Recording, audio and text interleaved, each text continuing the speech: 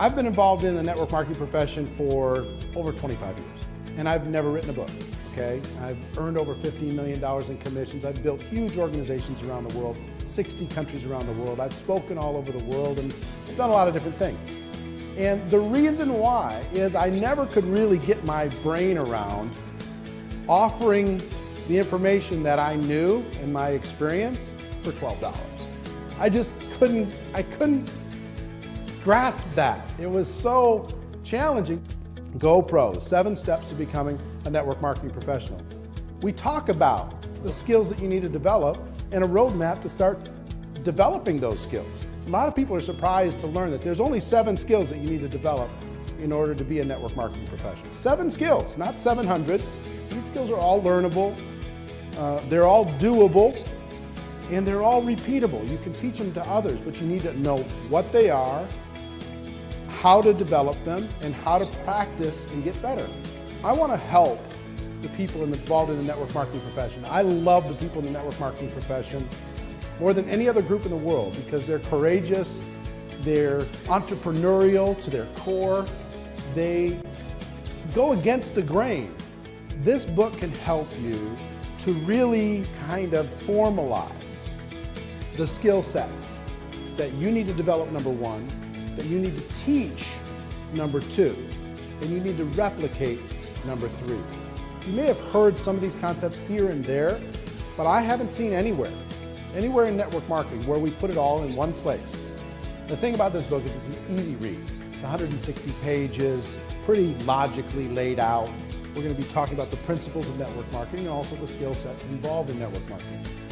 But when people pick this book up, what I want them to do is not just read it, because you can read it and logically kind of understand it in one read, but I want them to underline it. I want them to highlight it. I want to go back with a fresh mind on a regular basis and say, okay, let me take a look at how to find people to talk to about my network marketing business. Let me take a look at how I'm going to present, or how I'm going to promote for events, or how I'm going to get people started, these different skill sets, right? I want you to learn it so well that you could teach it, okay? Because when you can do that, then your organization is going to really take off, okay? It's logically put together, it's simple to read, but it's going to take some time to master. I really want people to master the concepts, because when that happens, the network marketing profession changes forever. I want to help the entire network marketing profession because it's filled with the greatest people in the world. And I'm more in a legacy stage of my career. So I want to take this information and see it translated into every language around the world and see people using this as a staple in their library for learning. And even at $12, normally this kind of information would be hundreds, if not thousands of dollars in some other type of an information product or something like that. But $12, just know this, the people who get this book, they're getting the best value of any $12 they will ever spend in their lifetime if they have any interest in the network marketing profession.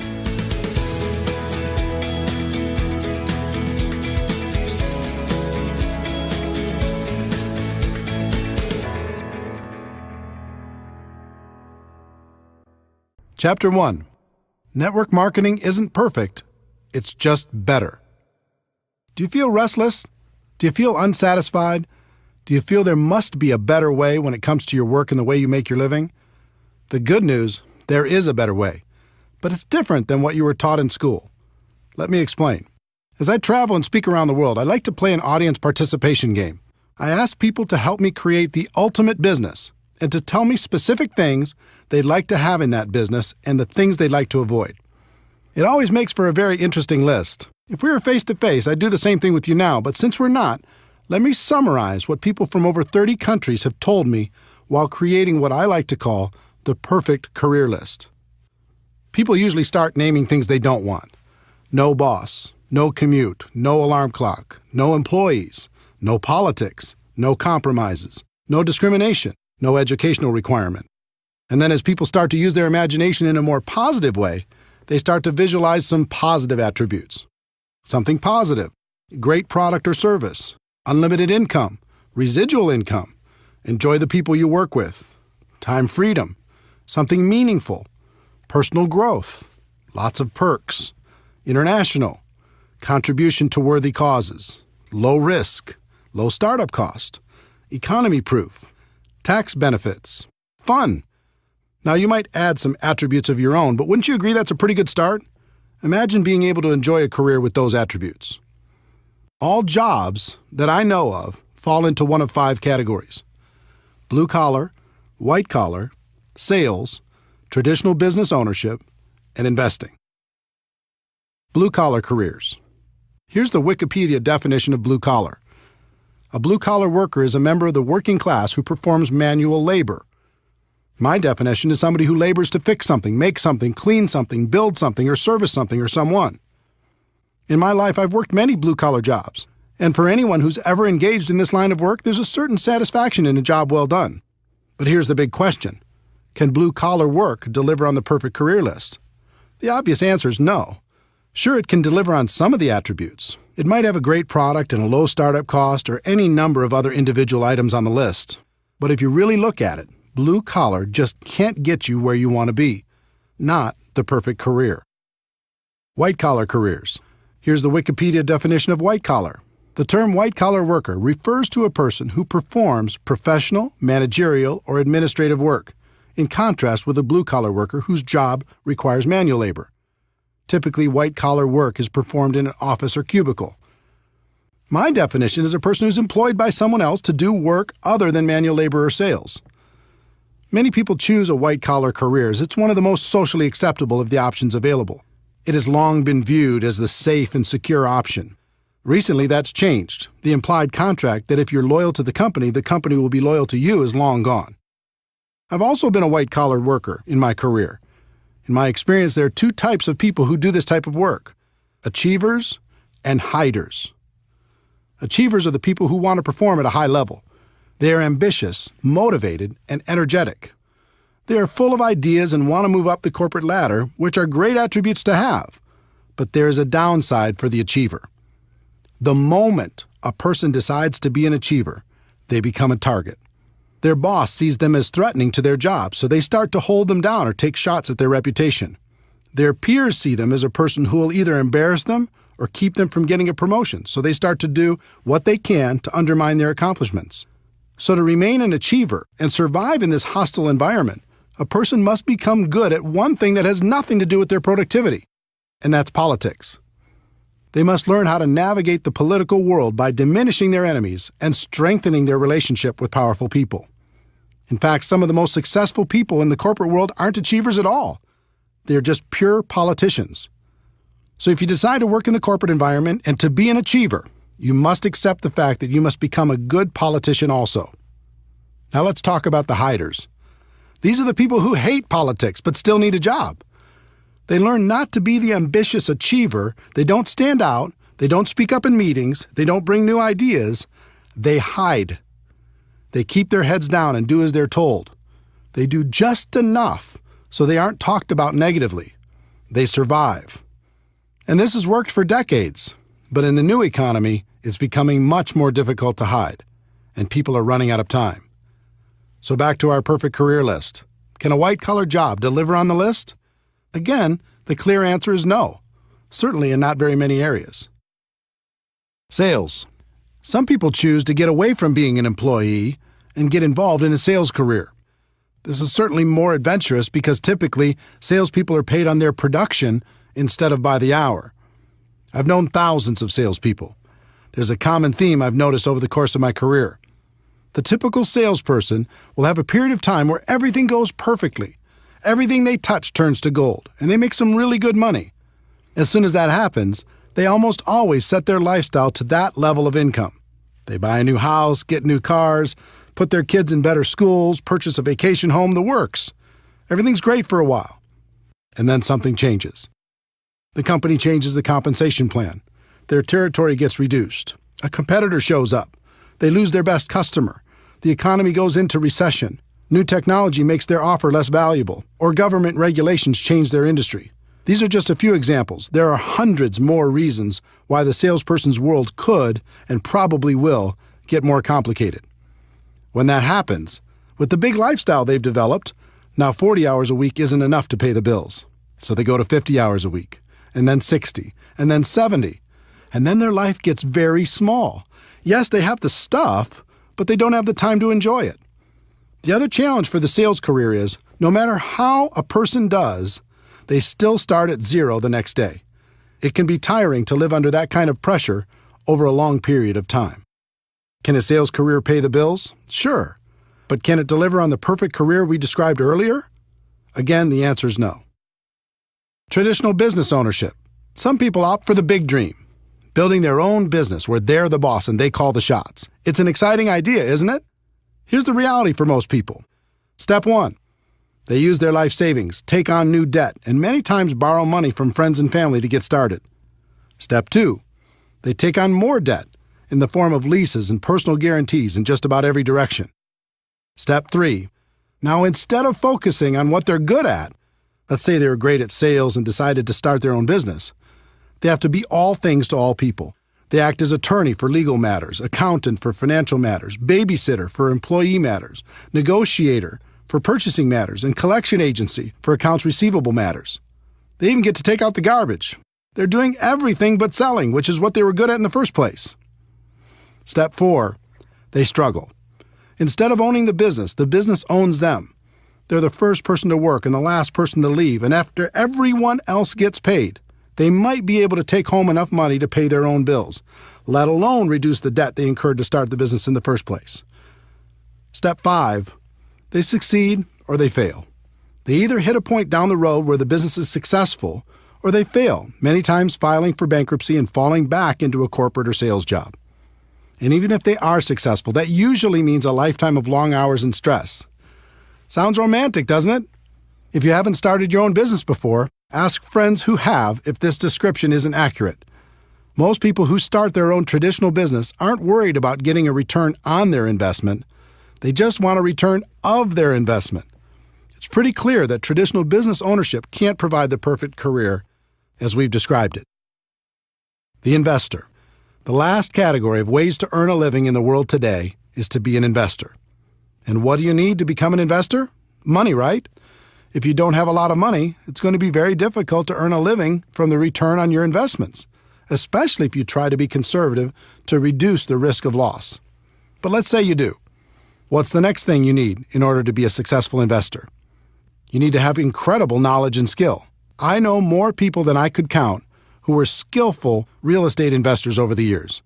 But when things radically changed in the real estate market, their skill couldn't help them. They lost big. Would you like to invest in someone's traditional small business? Good luck. In most cases, you won't be an investor. You're more likely to be a philanthropist.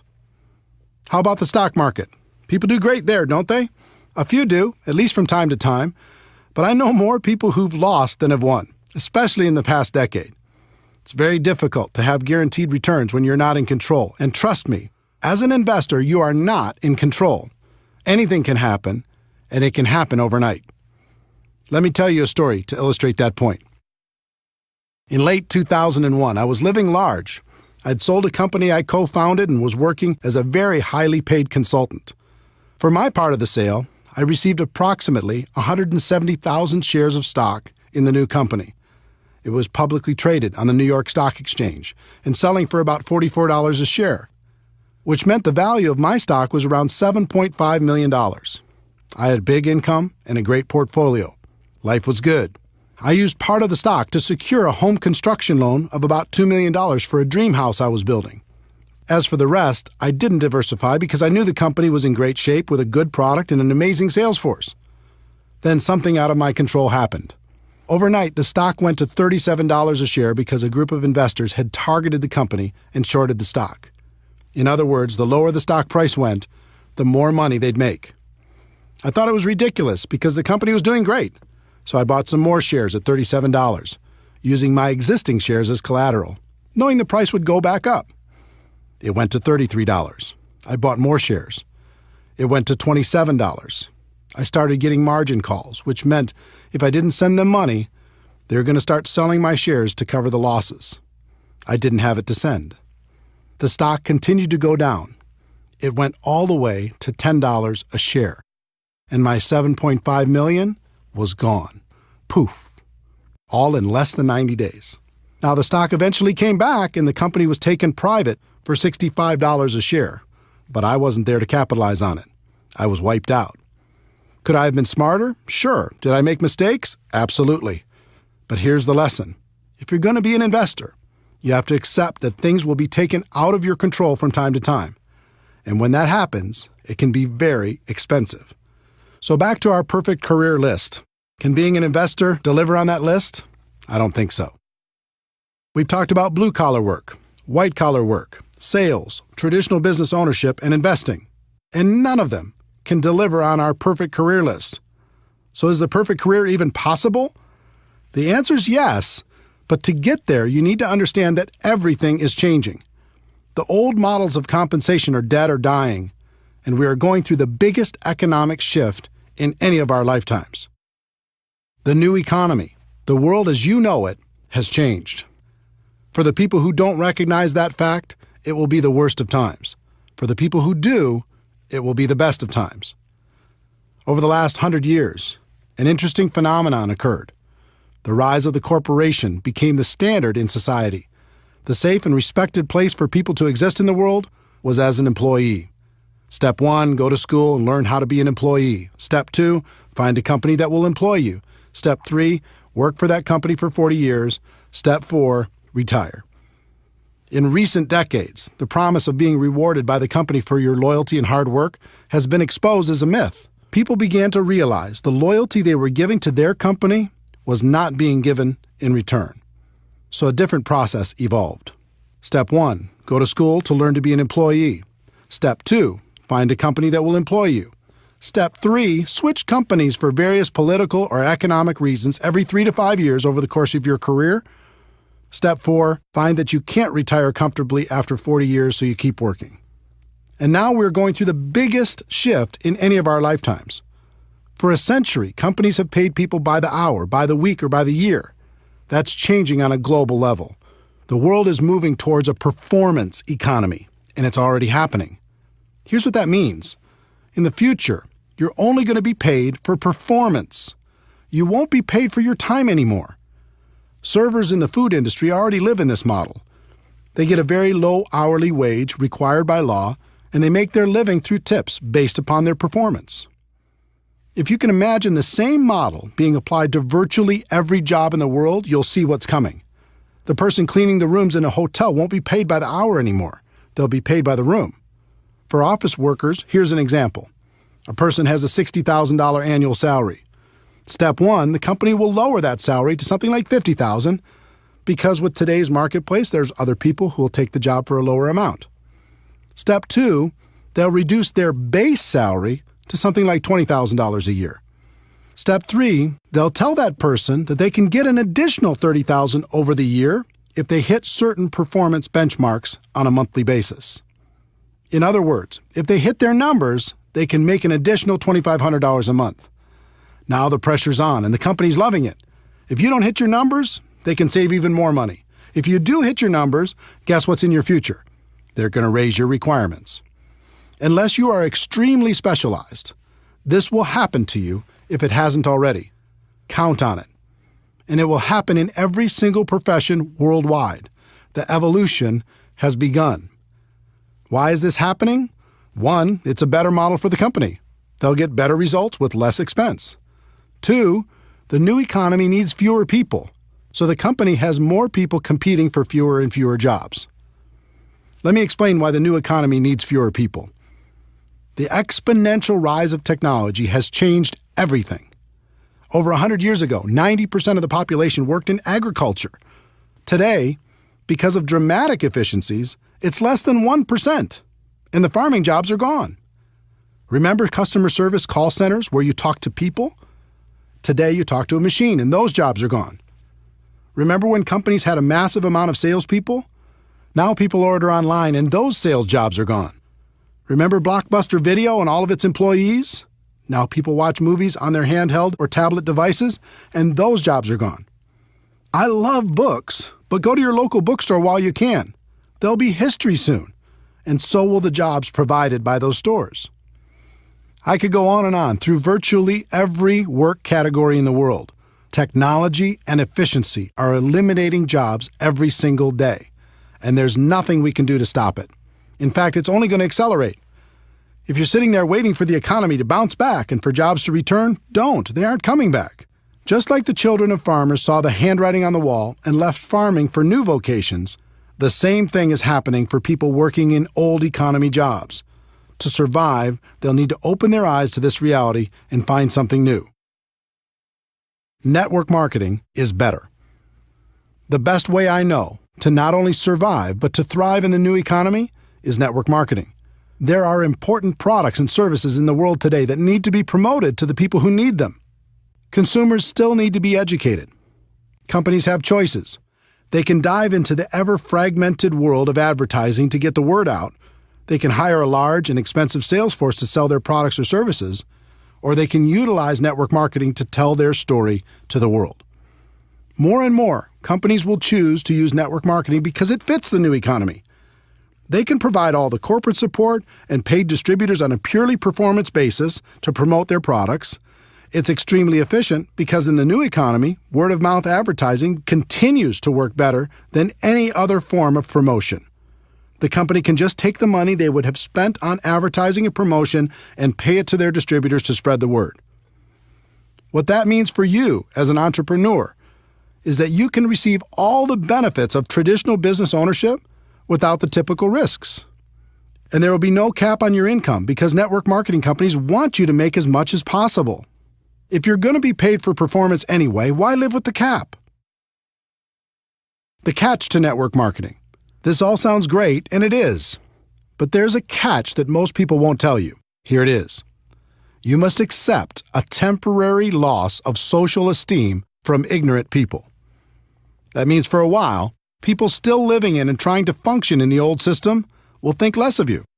They won't understand. They'll think you're crazy for being involved in network marketing. And actually, the word accept isn't completely accurate. You need to do more than that. You need to embrace the temporary loss of social esteem from ignorant people. You are seeing the future before it becomes apparent to everyone else. You are the smart one. You are the person taking action to live a better life. There's a reason why people will think less of you, and it's not just because they're stuck in the old system. Let me see if I can help you better understand this, because if you decide to make network marketing your profession, it's important to know. Most people have either joined a network marketing company or know someone who has. This is what goes through the mind of virtually every person who decides to get involved. I can think of 5 or 6 people who might do this too. My sister'd be great. My friend loves this kind of thing. I know this other person who'd be amazing. Okay, I'll join. In other words, they aren't joining a profession. They're just hoping to get lucky, sign up a few people to cover their own startup costs, and sit back and wait for the money to roll in. The allure of being paid for someone else's efforts is powerful, but often badly misunderstood. They haven't started a real business. They just purchased a glorified lottery ticket. Imagine a lottery ticket with 6 scratch-off spots. Those spots represent each of the people the new person thinks will certainly join. They approach those people and try to get them to join. And because of their lack of skill, most of them end up with nothing, just like the lottery ticket. This becomes just another lost opportunity. And since they've acted in unskilled ignorance, they may have damaged some friendships as well.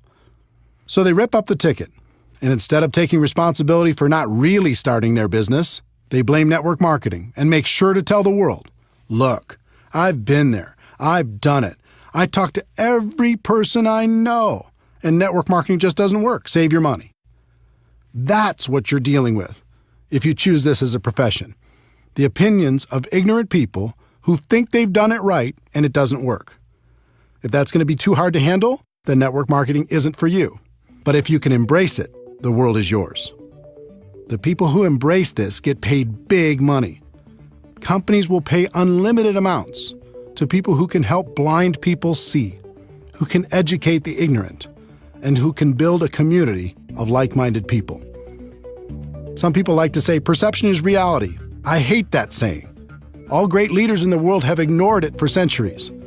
What if Nelson Mandela had said perception is reality? What if Martin Luther King Jr. had said perception is reality? What if Steve Jobs had said perception is reality? The great leaders of the world said reality is reality, and I'm going to do everything possible to help people understand that fact. The truth is, network marketing isn't perfect. It's just better. And that's reality.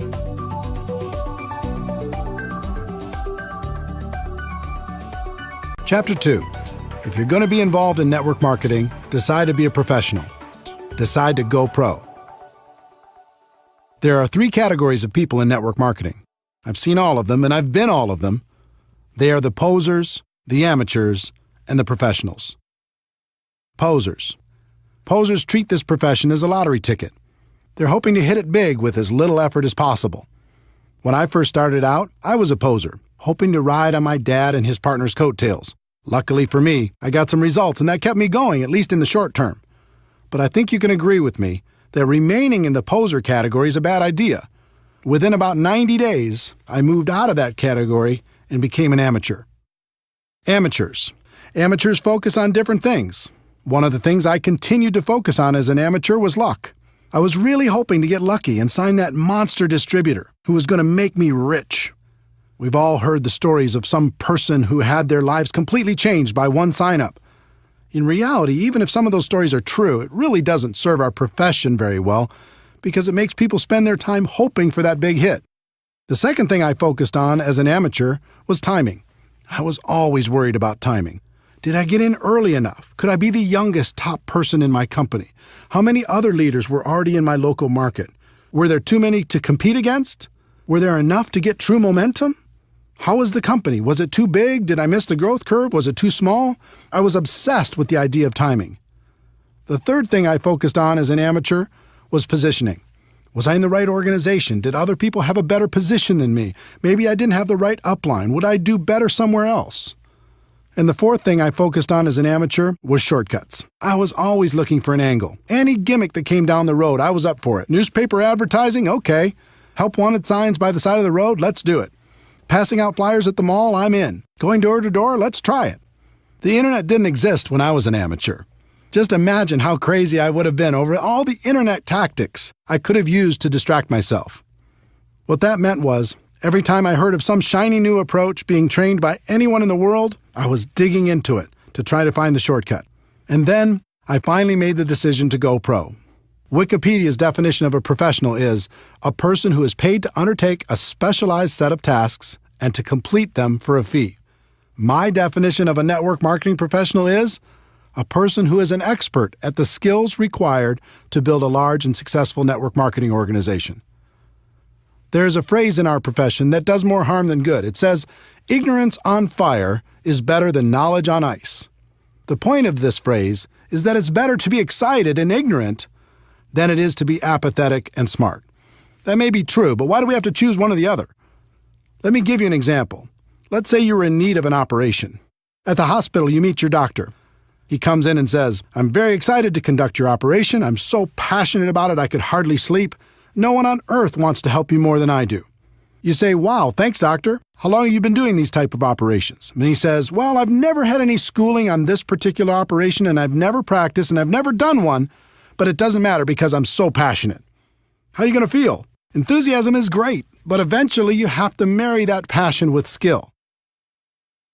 Professional athletes will devote endless hours to preparing for competition.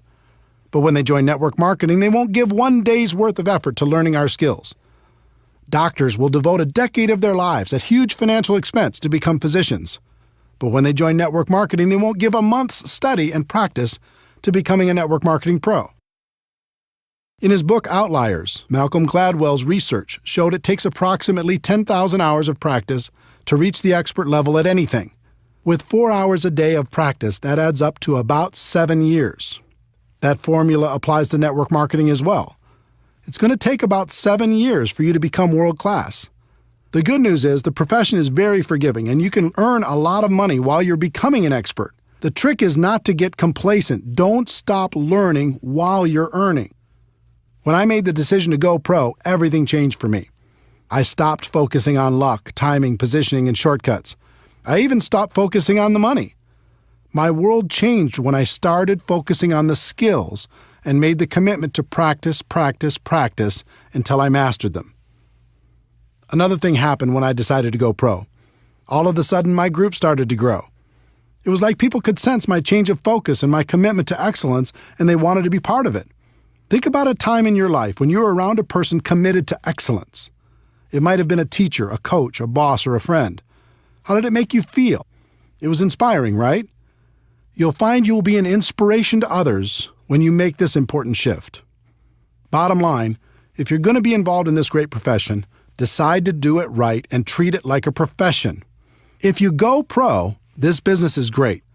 If you stay a poser or an amateur, you're going to be miserable. And by now, you've noticed I use the word profession a lot. I do that on purpose. Network marketing is more than just a project. It's not an industry, it's a profession. If you do it right, it's truly a career choice. It can take you out of working in a job that doesn't make you happy to a place of total freedom. That's why I call my website networkmarketingpro.com. Here's what I tell people every day. Ladies and gentlemen, my wish for you is that you decide to become a network marketing professional, that you decide to go pro. Because it is a stone-cold fact that we have a better way. Now let's go tell the world. When the site launched on March 11, 2009, very few people called themselves network marketing professionals. That's no longer the case. Millions of people have changed the way they think about our business, and I'm proud of that fact. I look forward to the day when it's common for people to hear, I'm a doctor, but I'm also a network marketing professional. I work in construction, but I'm also a network marketing professional. I'm an athlete, but I'm also a network marketing professional. The more people hear those words, the more the world will be ready for a better way.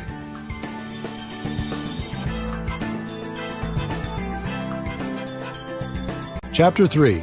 Like any profession, you'll need to learn some skills. I hope by now I've been successful at convincing you that network marketing is a better way. I hope I've also gotten the point across, if you're going to be involved, it's best to become a professional. The next step is recognizing that you'll need to learn some skills. But before we get to those skills, let me give you some good news. Unlike most professions, you're not going to need a lot of money for your education. You won't have to take out student loans, and you can actually earn while you're learning. In addition, this profession isn't biased. In fact, it's the most equal opportunity in the world. Your background, experience, contacts, age, race, or gender aren't going to be factors in your ability to learn the skills to go pro. And finally, this isn't complicated. The skills necessary to grow a large and successful business are extremely learnable, and you're going to have a surprising number of people financially motivated to help you learn them. There are 3 primary elements to your network marketing business. First, you have the company's products. If some people are successful in marketing those products and you're not, it isn't the product's fault.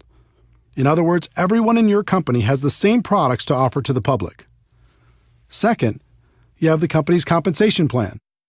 If some people are making a lot of money and you're not, it isn't the compensation plan's fault. There isn't one plan for men and one for women. There isn't one plan for different age groups or educational backgrounds or for the color of your skin. The compensation plan is the same for everyone. The third element is the most important, and that element is you. You are really the only variable. Everyone has the same product and the same compensation plan, but you're going to be the difference between success and failure. That means right here and right now, you need to take responsibility for your network marketing business. Decide today never to blame anyone or anything else for your lack of results. In fact, in network marketing, there's something of an epidemic going on. People just love to blame their upline, the people above them in the structure, for all of their problems. If my upline did this for me or did that for me, everything would be better. If you're committed to building a large and successful organization, I'd encourage you to do something important.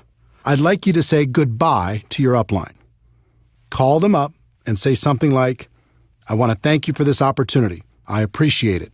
Getting into business for myself was important, and I appreciate you introducing me to a company that you believe in and that I now believe in as well.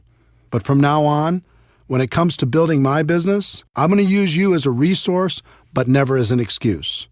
I may call on you from time to time. If you're available, that's great. If you're not, that's okay too. I'm going to build my business, and I understand one thing. It begins and ends with me. Everything changes when you take full responsibility for your network marketing career. Would it surprise you to know that there are only 7 fundamental skills necessary to build a huge business in network marketing? 7, not 70. Each one's fairly basic, but it always amazes me how little effort people put into learning them. If a college course were offered on network marketing, it would be one of the easiest classes to take. It's not rocket science, but you'll be happy to know it's one of the highest paid skill sets in the world. Let's explore each of them together.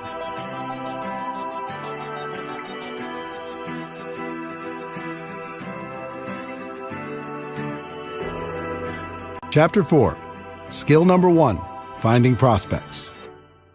When people look at network marketing, one of their big questions is, do I know anybody? They believe if they know a lot of people, they can have lots of success, and if they don't know a lot of people, they don't have a chance. It sounds logical, but it's just not true. As I mentioned in Chapter 2, there are 3 kinds of people in network marketing: posers, amateurs, and professionals.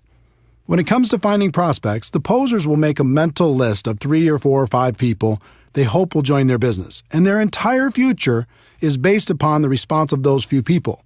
If they're lucky enough to get one of them, they can extend the life of their career for a short time.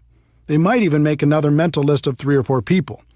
Hopefully, they'll eventually decide to stop being a poser and upgrade to the amateur ranks. Would it surprise you to know that approximately 80% of all the people who join network marketing approach the task of building a business as posers? It's true. 8 out of 10 distributors first approach their business with the poser mentality. They make a small mental list and see what happens. They never set out to develop the necessary skills. Your job is to make sure you're not one of them and to help your team do the same. Educate people.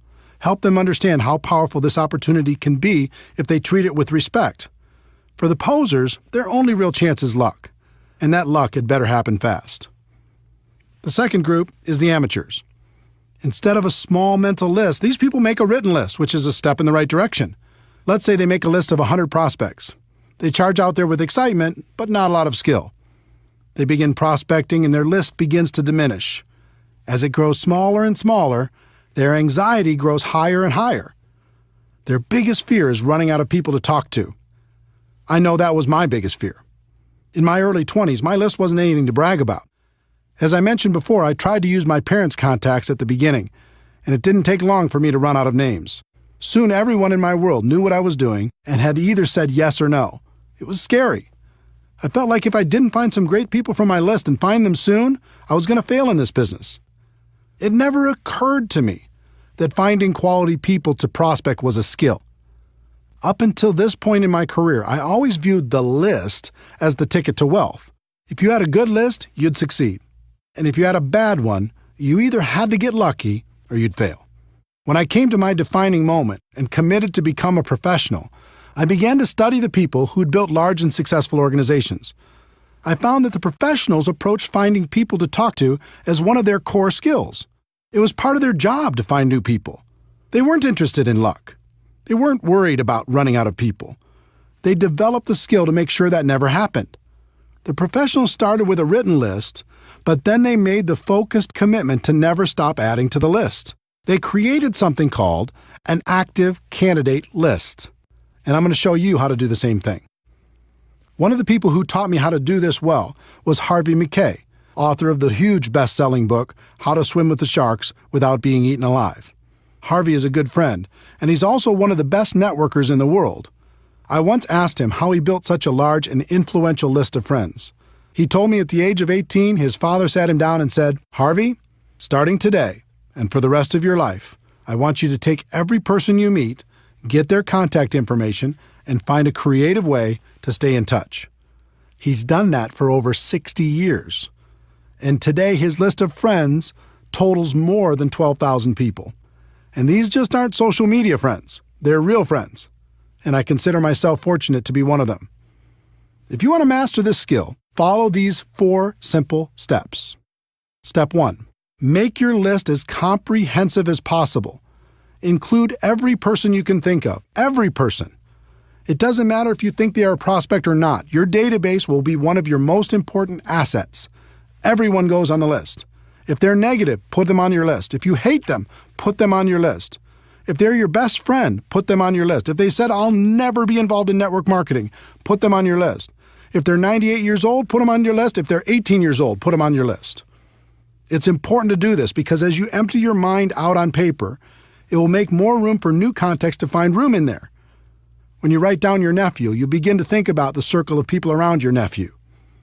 All of these connections will become apparent to you as you make your list more and more comprehensive.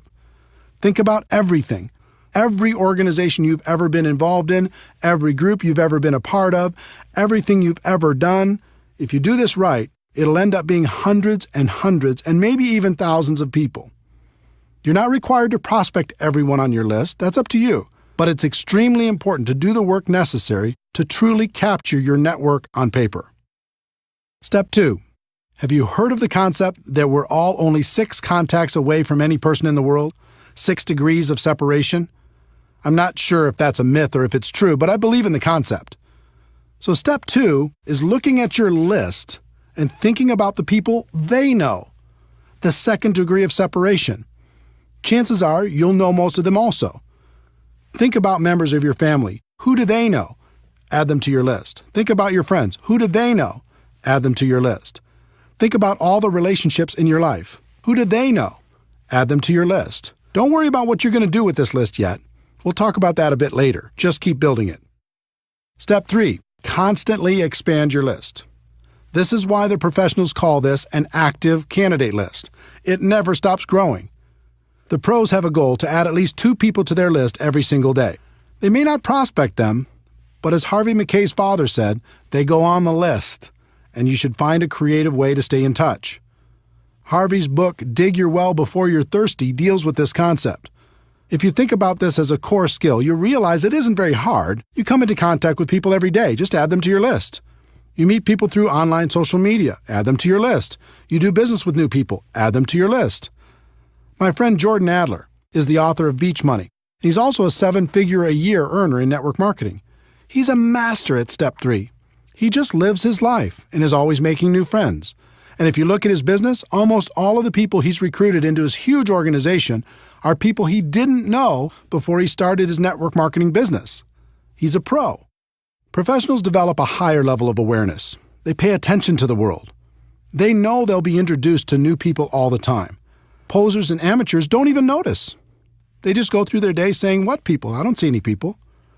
How hard would it be to raise your awareness and add 2 new people a day to your list? Think about it. If you did that 6 days a week, that is over 600 new people a year. Do that for 5 years, and it's over 3,000 people. Can you see why professionals don't worry about running out of people to talk to? Please understand, I'm not saying you should assault these people with your pitch the moment you're introduced. Some people in network marketing make that mistake, and it's not good. Just add them to your list, make friends, develop a connection, and when the time is right, you can help them understand what you have to offer. Step 4, network on purpose. Professionals network on purpose. It's hard to meet new people if you're hiding from the world.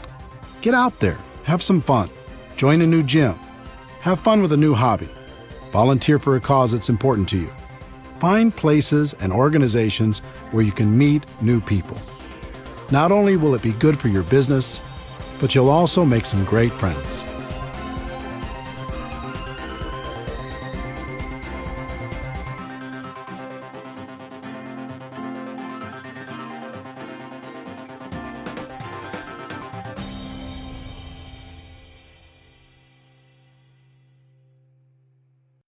Chapter 5. Skill number 2. Inviting prospects to understand your product or opportunity. Once you've identified your prospects, the next skill is learning how to properly invite them to find out more about your product or opportunity. This is by far the most critical skill to develop. I call it the gateway skill for network marketing. If you aren't successful in getting anybody to take a look, then we can guess what your future will look like in MLM. Most people think you must start off with a great reputation and have a lot of influence with others for them to take a look at your opportunity. It's just not true. When I first started in 1988, I had no reputation and no influence. I barely escaped high school, attended 1 semester of community college before dropping out, and had a total of 18 jobs, all before the age of 23. Do you think I had a lot of respect in the community? I had 0. And since I was a $5 to $10 an hour person, all of my friends were the same, so they weren't much help. Most of them were still living with their parents. But I was desperate, and I was scrappy. In the beginning, I made up in numbers what I lacked in skill. I called everyone I knew, and I gave them my pitch. A few of them joined. Most didn't. I placed ads in the local newspaper. I gave all of the people who responded my pitch. From all of that activity, a few joined. Most didn't. I tried everything. I was like a hunter with the goal of bagging an elephant. I went around with my gun/opportunity in my hand and shot at everything that moved. I didn't really care about relationships. All I cared about was getting the new recruit. My attitude was some will, some won't, so what, next. But because I was a hunter, everyone around me felt hunted, and they started to avoid me, and it wasn't fun. Even worse, the people I did get to join my business tried to do the same thing I was doing, failed, and then quit. After 3 or 4 years of frustration, I came to my defining moment and started studying successful people in MLM to see what they did. What I found surprised me. They weren't hunters. They were more like farmers. They built relationships. They built friendships.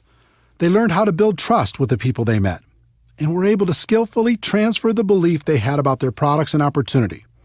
Their goal wasn't to immediately recruit their prospects. Their initial objective was to educate their prospects on what they had to offer, and then let those prospects decide if it was something they wanted to do. This was a huge switch in strategy for me, and I began to look at things differently. I put myself in the prospect's shoes and thought about what would be attractive to me, and alternatively, what would cause me to put up my defenses. I realized why the pros had such great results.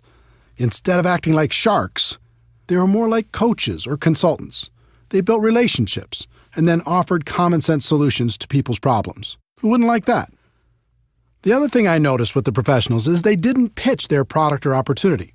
Instead, when the timing was appropriate, they just invited people to do one of two things based upon the individual prospect situation. The first thing they did was invite people to attend some sort of event, such as a one-on-one or two-on-one meeting with another member of their team, or a 3-way phone call conversation, a small group presentation in their home, an online webinar, a local hotel meeting, or some larger company event or convention. Professionals understand that personal interaction is a critical component when it comes to building trust and transferring belief, so they try to connect people as much as possible. The second thing they did was invite people to review some sort of tool. I'm a big believer in using tools to help educate a prospect. Tools take many forms. There are CDs, DVDs, magazines, brochures, websites, and online presentations. With some companies, you can even let people sample the product and treat that as a tool. There's no question that technology continues to evolve, offering more and more convenient ways to help educate prospects. But I have to interject a personal opinion based upon experience. While technology allows us to get people quality information quickly, there's nothing like a physical tool. In a world of bits and bytes and in a network marketing world where it's important to build trust, a physical tool makes it real. Of the two methods used to help educate the prospect, events are the most effective. There are lots of reasons. There's a physical interaction from meeting with people, and that helps build trust. There's the important element of social proof. It's valuable for the prospect to see that there's other people actively involved and find out what those people are like. There's education on the product and the financial opportunity. They get to see firsthand the kind of support that's involved, and they realize they won't have to do everything by themselves. In most cases, there's an excitement and urgency at these events, and they get to hear stories of how things are going for other people. Those are some of the benefits. The only downside to events is they can be difficult to schedule and confirm, especially for a brand new person. If you don't have the skills, it's fairly common to invite 20 people and have 1 or 2 show up, and that can be very discouraging. For building a large and duplicating organization, I've found that a tool is a better first step. Remember, our goal is education and understanding. We want people to know what we have and understand how it can benefit their lives. A tool is a great way for people to become educated and hopefully excited in the middle of their busy lives. They might not have time to drive across town to meet with you, but they can listen to a CD in their car, or watch a short DVD, read a magazine, or watch an online presentation. If you were to look back at my career, you'd see that tools changed everything for me.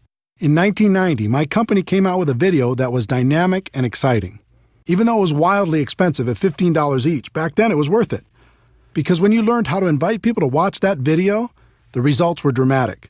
Everyone in the company became focused on a daily method of operation that centered around inviting people to watch our video. We allowed no distractions. Our entire culture revolved around this strategy, and our growth went through the roof. Events were still very important, but they were a second step after a person watched our video.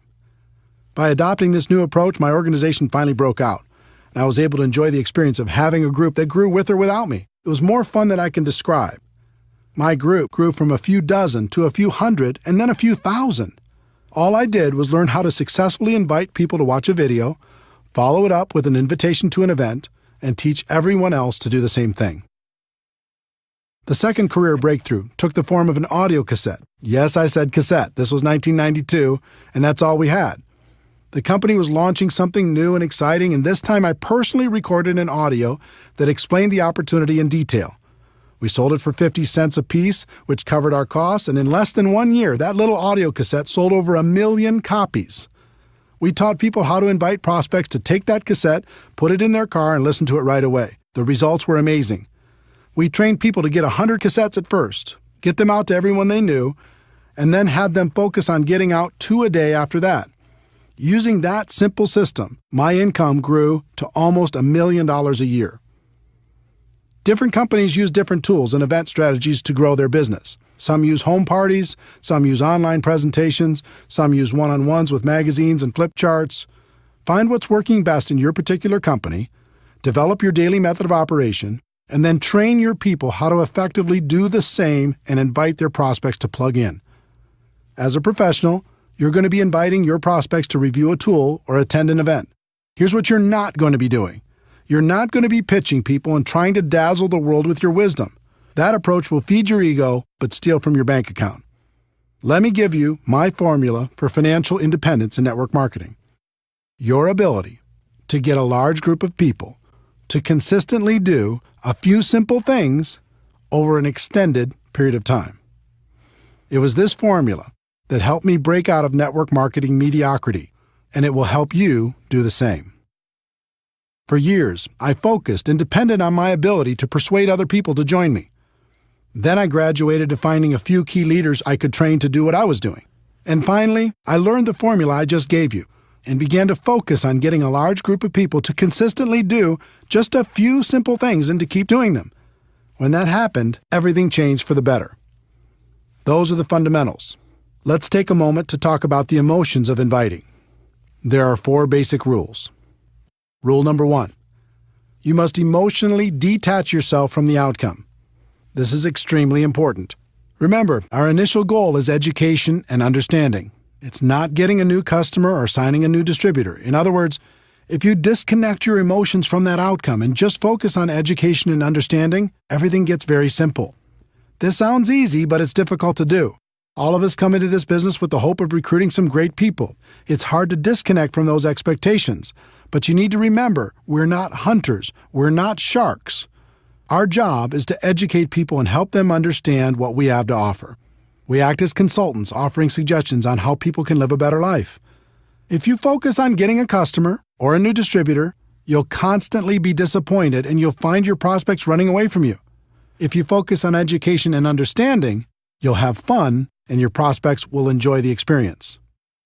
Rule number 2, be yourself. So many people become a different person when they start inviting. This makes everyone uncomfortable. Be yourself. Just focus on being your best self. Rule number 3, bring some passion. Enthusiasm is contagious. It's okay to get a little bit fired up. Get focused. Listen to some music that inspires you. Smile when you're on the phone. I assure you, your positive emotion will translate into better results. Rule number 4, have a strong posture. This was a big one for me. At first, I was so insecure, I didn't think anyone would take me seriously. But as I watched the professionals, I noticed their posture. They were bold, they were confident, they were strong. So I decided to be bold as well. I stopped apologizing all the time. Instead of saying, yes, I know, I've had a lot of jobs so far in my life, but I'm hoping this will be the change I've been looking for, I started saying, guess what? I'm sick and tired of the life I've led up until this point, and I've decided to take charge. I wouldn't bet against me because I'm serious. You feel the difference? Be yourself, but be a bolder self. Be yourself, but be a stronger self. Be yourself, but be a more confident self, at least when you're inviting. I found I could do that for short periods of time at the beginning. And just like building a new muscle, I could eventually do it longer and longer until it became part of me. So now that we've set the stage, let's go through the invitation formula. This formula is designed to be used over the phone or face-to-face. It's not to be used with texting, email, or any other communication tool, just on the phone or face-to-face. This can work with your warm market prospects, someone you know, or cold market prospects, someone you meet while living your life. I'll give you examples for both. There are 8 steps to a professional invitation. That might sound complicated, but with a little practice, you'll find it's an easy skill to master. Step 1, be in a hurry. Step 2, compliment the prospect. Step 3, make the invitation. Step 4, if I, would you. Step 5, confirmation number 1, get the time commitment. Step 6, confirmation number 2, confirm the time commitment. Step 7, confirmation number 3, schedule the next call. And Step 8, get off the phone. Step 1, be in a hurry. This is a psychological issue. People are always more attracted to a person who has things going on. If you start every call or face-to-face conversation giving the impression that you're in a hurry, you'll find your invitations will be shorter, there will be fewer questions, less resistance, and people will be more respectful of you and your time. Examples for warm market prospects. I don't have a lot of time to talk, but it was really important I reach you. I have a million things going on, but I'm glad I caught you. I'm running out the door, but I needed to talk to you real quick. Examples for cold market prospects. Now isn't the time to get into this, and I have to go, but I have to run, but get the message? Set the tone with some urgency. As for the examples I'm sharing with you, don't worry too much about the exact words. Just focus on the concept and use your own words. Let people know you're busy, you've got a lot going on, and your time is short, but it was important for you to talk to them real quick, and do it with some passion in your voice. Step 2, compliment the prospect. This is critical. The sincere compliment, and it must be sincere, opens the door to real communication and will make the prospect much more agreeable about hearing what you have to say. Examples for warm market prospects. You've been very successful, and I've always respected the way you've done business. You've always been supportive of me, and I appreciate that so much. Great to use with family and close friends. You have an amazing mind for business and can see things other people don't see. For as long as I've known you, I thought you were the best at what you do. Examples for cold market prospects. You've given me some of the best service I've ever received. You're super sharp. Can I ask what you do for a living? You've made this a fantastic experience. The key to the compliment is it must be sincere. Find something you can honestly use to compliment your prospect and use it. This simple step will literally double your invitation results. When you start with urgency and a compliment, it becomes very difficult for a person to react negatively to your invitation. People don't hear compliments very often. It feels good. You'll find your prospects will become very receptive. If you study the pros, you'll find they are constantly putting people in a good mood through their honest and sincere compliments. It helps to build rapport. It helps to open people's minds. And mostly, it helps achieve our goal of education and understanding. Step 3, make the invitation. This is a situation where one size does not fit all. There are 3 kinds of invitation approaches for the network marketing professional. The direct approach. This is used when you're inviting people to learn more about an opportunity for them. Most people use a direct approach for all of their prospects. It usually goes something like this. I found a way for you to get rich. Let me tell you all about it, blah, blah, blah. I understand the passion, but really, who's going to get excited about that unless they're getting a call from a millionaire? That doesn't mean the direct approach doesn't work. It does. It has an important place in your invitation process, but it should be reserved for people who know and respect you or for people that you know are searching for something better. Examples for warm market prospects. When you told me you hated your job, needed more money, wanted to find a new house, etc., were you serious or were you just kidding around? They'll almost always tell you they were serious. Great, I think I found a way for you to get it, solve the problem, make that happen. This is for situations where you know an area of their dissatisfaction, need, or desire. I think I found a way for us to really boost our cash flow. When I thought of people who can make an absolute fortune with a business I found, I thought of you. Are you still looking for a job or a different job? I found a way for both of us to start a great business without all the risks. Let me ask you a question off the record. If there was a business you could start working part-time from your home that could replace your full-time income, would that interest you? Examples for cold market prospects. Have you ever thought of diversifying your income? Do you keep your career options open? Do you plan on doing what you're doing right now for the rest of your career? You can follow these cold market scripts or any variations with the following. I have something that might interest you. Now's not the time to get into it, but. The indirect approach. This is another powerful tool to help people get past their initial resistance and educate them on what you have to offer. The indirect approach is about asking the prospect for help, input, or guidance. I used this approach extensively and with great success when I first started out. Because of my lack of credibility at age 23, I couldn't get much success with a direct approach, so I learned to play myself down and play up to the prospect's ego. It worked incredibly well, and it still works today. Examples for warm market prospects. I've just started a new business and I'm really nervous. Before I get going, I need to practice on someone friendly. Would you mind if I practiced on you? This is a great approach for family and close friends. I found a business I'm really excited about, but what do I know? You have so much experience. Would you look at it for me if I made it easy on you? And let me know if you think I'm making the right move? A friend told me the best thing I could do when starting a business is to have people I respect take a look at it and give me some guidance. Would you be willing to do that for me if I made it simple? Examples for cold market prospects. When you meet someone from another city, state, or country, and if your company does business there, you can say, "My company is expanding in your area. Would you do me a favor and take a look at it and let me know if you think it would work where you live?" When you meet someone who might provide good input on your product, you can say, "I've started a business with a product I think makes a lot of sense, but I'd like to get your input. Would you be willing to check it out and give me your opinion?" The super indirect approach. The third approach is the super indirect approach. This approach is incredibly powerful because it works on a number of psychological levels. In this approach, you tell prospects they aren't a prospect, and you're just interested in finding out if they know someone else who might benefit from your business. It's very effective. Examples for warm market prospects. The business I'm in clearly isn't for you, but I wanted to ask, who do you know that's ambitious, money-motivated, and would be excited about the idea of adding more cash flow to their lives? Who do you know that might be looking for a strong business they could run from their home? Who do you know that's hit a wall with their business and might be looking for a way to diversify their income? I'm working with a company that's expanding in this area, and I'm looking for some sharp people that might be interested in some additional cash flow. Do you know anyone who might fit that description? In most cases, they're going to ask you for more information before they give you any names. Behind that request will be curiosity and intrigue, thinking this might be for them, but they're not going to admit that to you yet.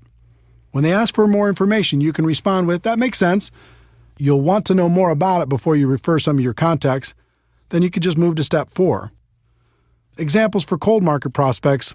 Cold market is exactly the same as warm market for the super indirect approach. Just use the warm market scripts or any variation that's comfortable for you. Step 4. If I, would you? This question has been my secret weapon for a very long time. It is by far the most powerful phrase I've come across in building a large and successful network marketing business. If I gave you a DVD, would you watch it? If I gave you a CD, would you listen to it? If I gave you a magazine or some other printed material, would you read it? If I gave you a link to a website with a complete presentation, would you check it out? If I invited you to a special invitation-only webinar, would you attend?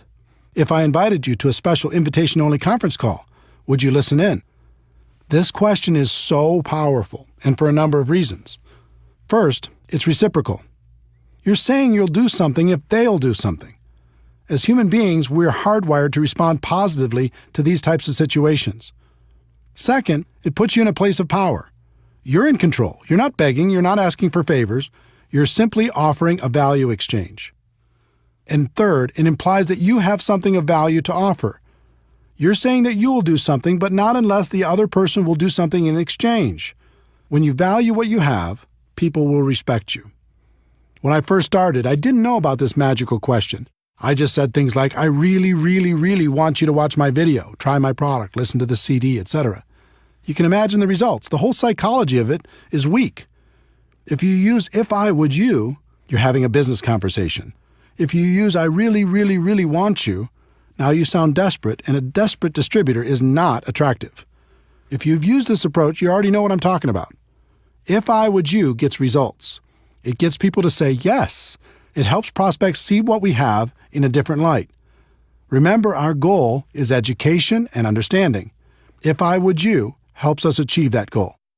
If you started the call with urgency, complimented the prospect, made the invitation, and asked "if I, would you," their answer will be yes almost 100% of the time, and you can just go to step 5. If they ask for more information first, just respond with, "I understand you want more information, but everything you're looking for is on the CD, DVD, printed piece, link, etc."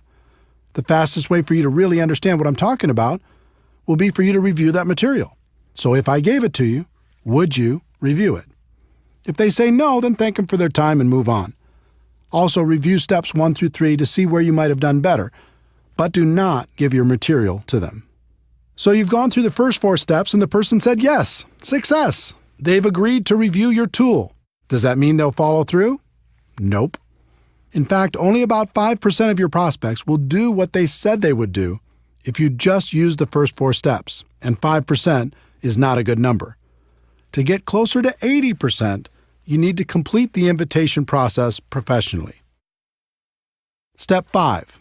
Confirmation number 1. Get the time commitment. You've asked if I would you, and they've said yes. The next step is to get a time commitment. When do you think you could watch the DVD for sure? When do you think you could listen to the CD for sure? When do you think you could read the magazine for sure? When do you think you could watch the link for sure? Don't suggest a time for them. That's another mistake I made early on in my career. Just ask the question and wait for them to respond. This question makes them think about their schedule and their commitments, find a place to review your tool, and communicate that back to you. In other words, it makes it real. When you first asked if I would you and they said yes, it was someday. When you get the time commitment, it starts to be real. The only thing that matters is that they give you a time. It doesn't matter what that time is. Let them think about their schedule and tell you when they will have reviewed the materials for sure. About 90% of the time, they'll give you an answer. The other 10% of the time, they'll be vague, saying something like, I'll try to do it sometime. If they do that, then tell them, I don't want to waste your time or mine. Why don't we just lock in a time when you'll have seen it for sure? Remember, they've already said they'll review it in step 4. This is just confirming the time. The key to all of this is that they've now said yes twice. The first time when they answered if I would you, and the second time when you received a time commitment from them. So now you can give them the tool, right? Wrong. You're not done yet. The professionals take a few more seconds to complete a couple more steps before they're finished. Step 6, confirmation number 2, confirm the time commitment. If they tell you they'll watch the DVD by Tuesday night, your response should be something like, so, if I call you Wednesday morning, you'll have seen it for sure, right? If they say they'll listen to the CD by Thursday morning, your response should be, so if I called you sometime later in the day on Thursday, you'll have listened to it for sure, right? If they say they'll watch the link by July 1st, your response should be, so if I call you on July 2nd, you'll have looked at it for sure, right? They will either naturally say yes or they will adjust the time slightly. In any case, the significance of step 6 is now they've confirmed 3 times and they are much more likely to follow through. And the key is, this isn't an appointment you've set. It's an appointment they've set.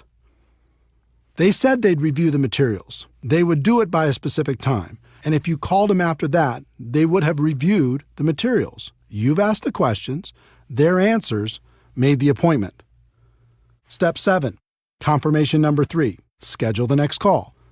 This step is simple. Just ask, what's the best number and time for me to call? They'll give you what works best for them, and now you have a real appointment. All you have to do is be sure to remember to call when you said you'd call. They've said yes 4 times. The whole invitation took a few minutes, and your chances of achieving your goal of education and understanding has gone from about 5% to about 80%. Step 8, get off the phone. Remember, you're in a hurry, right? Once you've confirmed the appointment, the best thing to say to someone is something like, great, we'll talk then, gotta run. Too many people make the appointment and then unmake it by talking and talking and talking. Remember, our goal is education and understanding, and we're going to let the third-party tool do most of the work. Here are some examples of all 8 steps. A person you know who hates their job, direct approach. Hey, I don't have a lot of time to talk, but it was really important I reach you. Listen, you're one of the most financially intelligent people I know, and I've always respected that about you. When you told me you really didn't like your job, were you serious or were you just kidding around? They say they were serious. Great, I think I found a way for you to create an exit strategy. I have a CD that describes what I'm talking about better than I can. If I gave you this CD, would you listen to it? They say yes. When do you think you could listen to it for sure? They say Tuesday. So if I call you Wednesday morning, you'll have reviewed it for sure, right? They say yes. All right, I'll check back with you then. What's the best number and time for me to call? They give me the information. Got it. We'll talk then. Gotta run. Thanks. A good friend. Indirect approach. Hey, I'm running out the door, but I needed to talk to you real quick. Do you have a second? Great. Listen, you've always been so supportive of me, and I appreciate that so much. I've just started a new business, and I'm really nervous. Before I get going, I need to practice on someone friendly. Would you mind if I practiced on you? They say sure. Great. If I gave you a DVD that laid out the information in a professional way, would you watch it? They say yes. It's about 15 minutes long. When do you think you could watch it for sure? They say Thursday. So if I called you Friday morning, you'll have reviewed it for sure, right? Fantastic. What's the best number and time for me to call? They give you the information. Great. We'll talk then. Gotta run. Thanks. A highly successful person. Super indirect approach. I know you're busy, and I have a million things going on too, but I'm glad I caught you. You've been wildly successful, and I've always respected the way you've done business. I've recently started something new, and I'm looking for some sharp people. It's clearly not for you, but I wanted to ask, who do you know who's ambitious, money-motivated, and would be excited about the idea of adding a significant amount of cash flow to their lives? They say they do know some people. I understand that you'd want to know more about it before you recommend people. I have a DVD that explains exactly what I'm doing and the kind of people I'm looking for. It's brief. If I sent one to you, would you review it? They say they would. Thanks. When do you think you could view it for sure? They say next Monday. Okay, so if I call you next Tuesday, you'll have reviewed it for sure, right? Okay, I'll check back with you then. What's the best number and time for me to call? They give the information. Okay, great. Thanks again. I appreciate it so much. Talk to you next Tuesday. A cold market prospect who's done a good job selling you something. Direct approach. Now isn't the time to get into this, and I have to go, but you're super sharp, and I happen to be looking for some sharp people. Do you plan on doing what you're doing now for the rest of your career? They say no. Good. I have something that might interest you. Now isn't the time to get into it, but I have a DVD that explains it all in great detail. If I gave it to you, would you watch it? They say yes. When do you think you could watch it for sure? They say Sunday. So if I called you Monday, you'll have reviewed it for sure, right? They say yes. All right, I'll check back with you then. What's the best number and time for me to call? They give you their information. Okay, here it is. Thanks again for the excellent service, and I'll talk to you soon. Are you feeling the flow of how this works? Obviously, there are many possible variations for different kinds of prospects, but I hope these examples help you understand how everything comes together. In terms of scripts, it's best if you get the basic concepts down and don't focus too hard on the exact script. Life doesn't work that way. But if you learn to let your prospect know you're in a hurry, then compliment them, then invite them, then pass on a tool with "if I would you," then confirm using the process I described, and finally get off the phone or complete the invite, you'll do just fine. Remember, in recruiting, there are no good or bad experiences, just learning experiences. On your journey to become a network marketing professional, the best thing that can happen is for you to develop the skills to recruit on demand in any situation. Then you never have to worry about being lucky. So practice, practice, practice.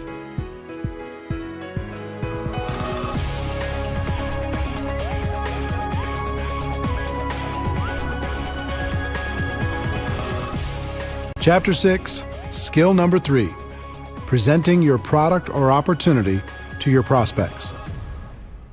We've talked about the first two skills of identifying prospects and inviting them to learn more about your product or opportunity. As you've learned, you'll be inviting them to review a tool or attend some sort of event. If they are reviewing a tool by themselves and you're not around, there's nothing for you to do. Just follow up when you said you would. If you're physically with them, there are some things you need to understand, and one of the biggest is you are not the issue. This was a tough one for me to accept. When I first got started, I read everything I could, listened to everything I could, and attended all the training sessions I could. I thought the most important thing I could do was become an expert on all the facts associated with my company. So if anyone asked me any questions, I'd be right there with the answers. Sounds logical, right?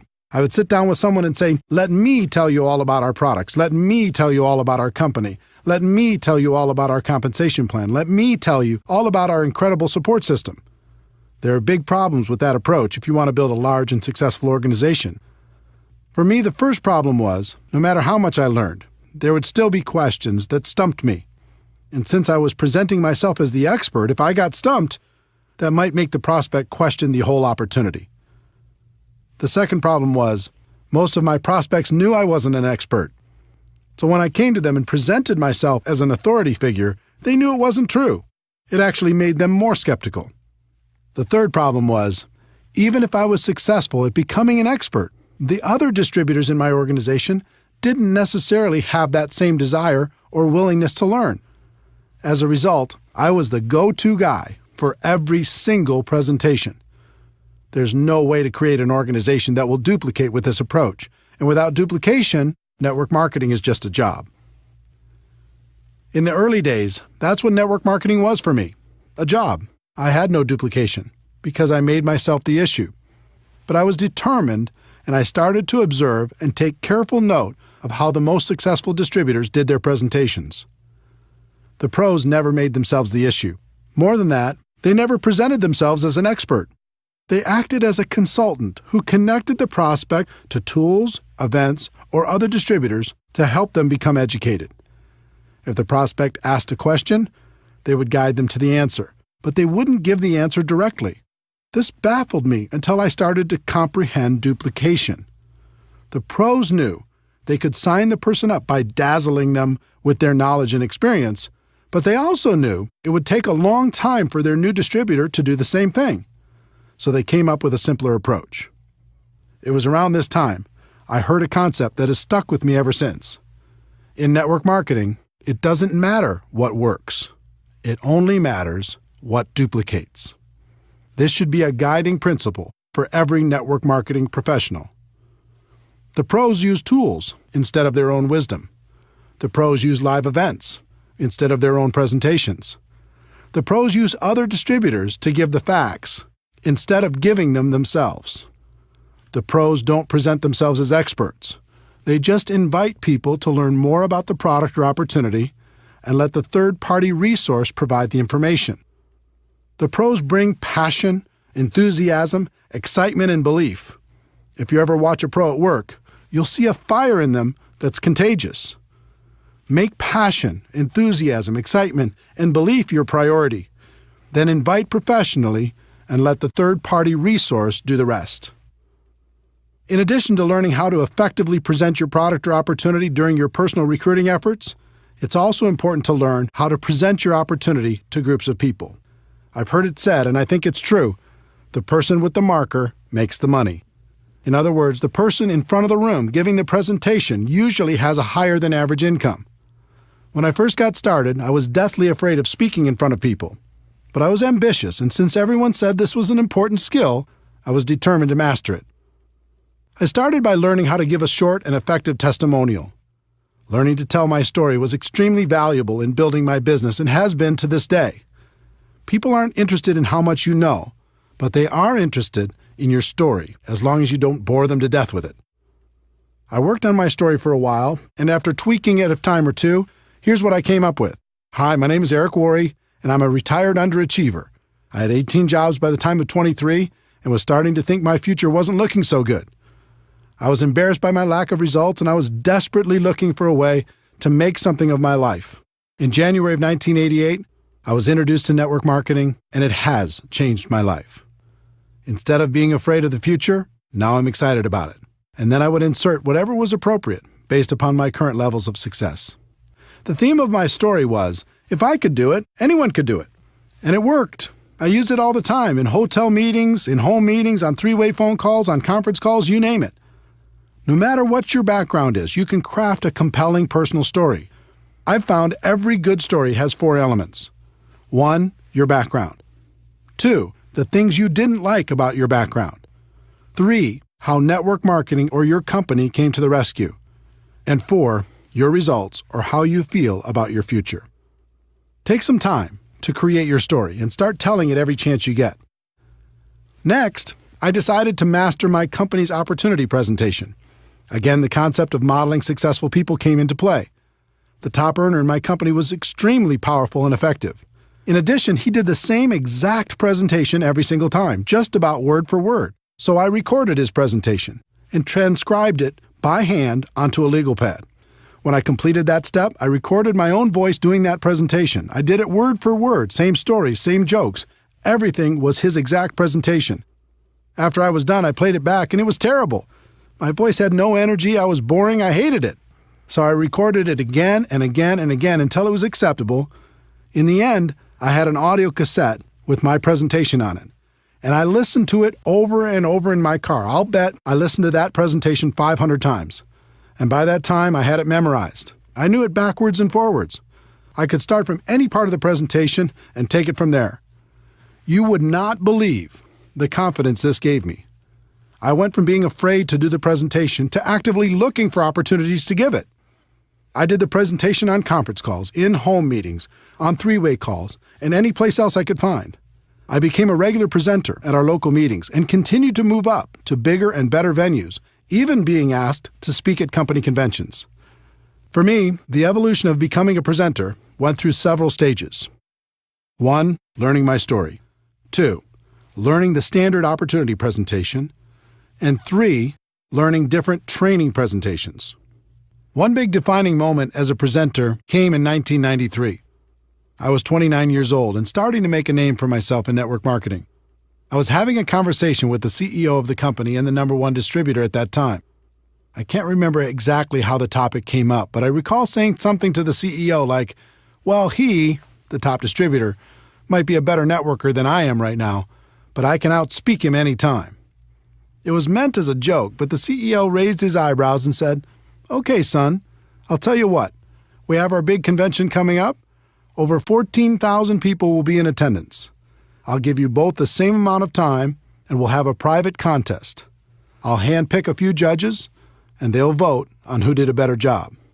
Wow. Now I was really on the hook. I wasn't a huge leader. I didn't have as big an organization or reputation at the time as the top earner, so I did the only thing I could control. I started to prepare like my life hung in the balance. I chose a theme. I wrote my talk, and I rewrote it over and over. I did research. I practiced. I recorded myself doing the speech. I did everything I could possibly do. When the day came, I'd never felt so nervous in my entire life. Talking to 14,000 people is like talking to an ocean. But my preparation served me well. I steadied my 29-year-old insecure self and delivered. The response was overwhelming. The crowd went wild, literally. I felt numb when I walked off the stage as they were still cheering and sat there while the top earner gave his speech. He did a fine job, but I have to admit to you, it felt so good to have the CEO come up and congratulate me for winning our private little contest. It was definitely a defining moment. That speech was lost for a very long time, but a copy was recently discovered.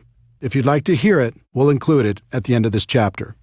My voice sounds quite a bit younger, but it's still me. To summarize this skill set, remember a few important things.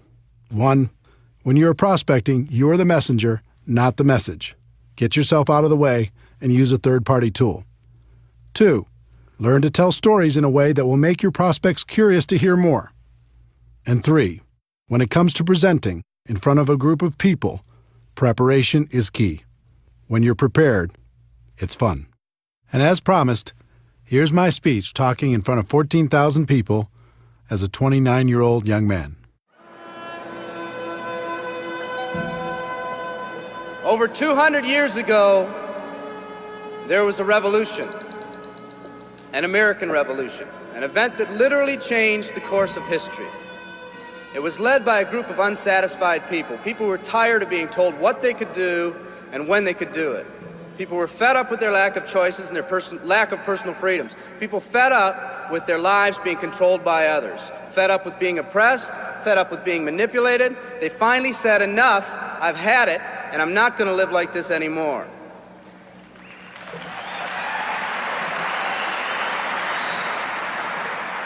Our ancestors were people that took full responsibility for what happened to them. It was that spirit that ignited a country and formed what is now a giant in the free world. I have a question for you. Where's that spirit today?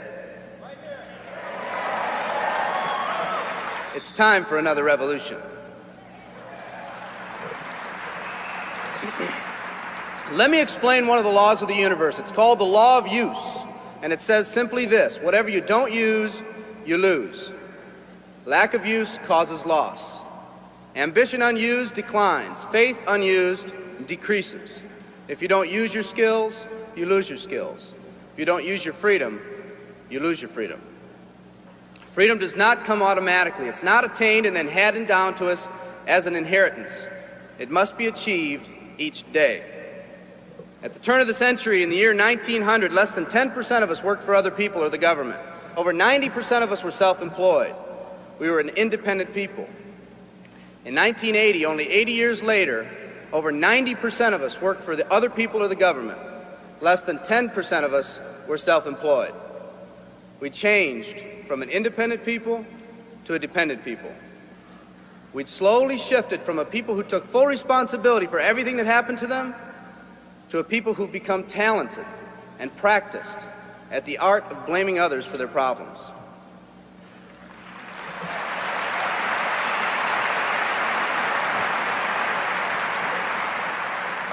Our giant has fallen asleep.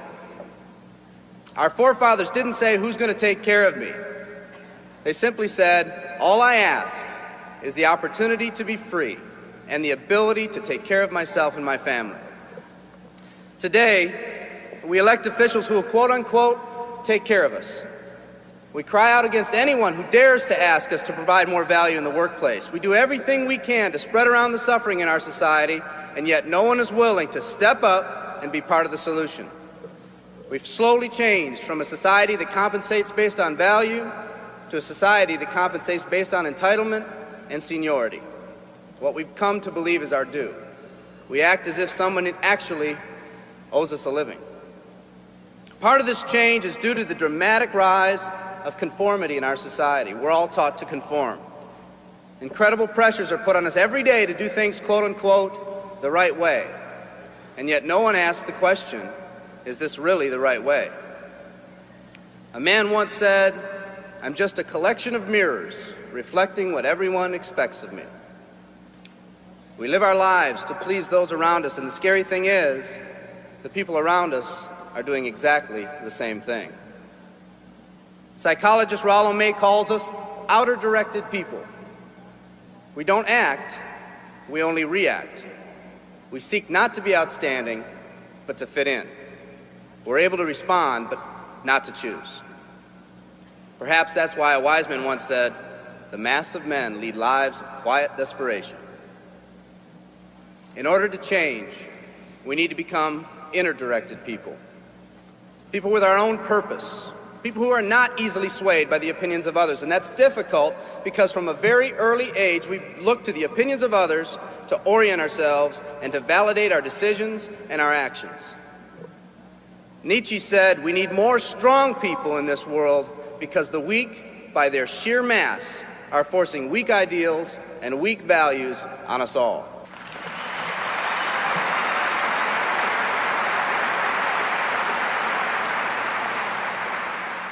Today's massive social and economic changes are waking this slumbering giant. Some people may not be ready right now for the changes happening today in today's society. It doesn't matter if they're ready or not. An old proverb says, if a man wants his dreams to come true, he must first wake up.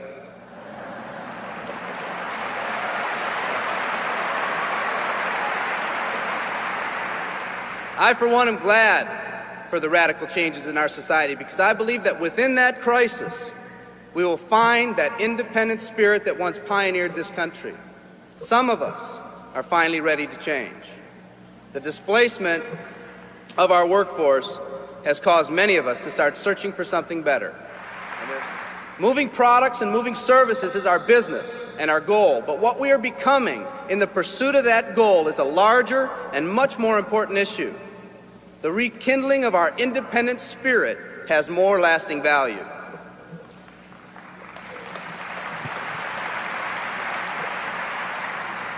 There's no more noble a business than the business that encourages the development of people.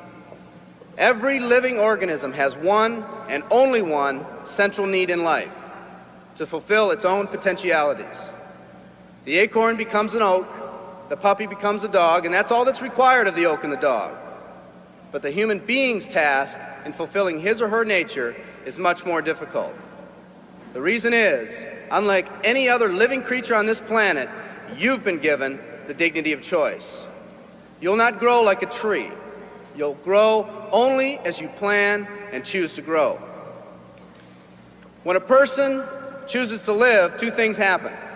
First, assuming responsibility for themselves takes on a whole new meaning. They accept responsibility not as something they've been saddled with, but as something they themselves have chosen.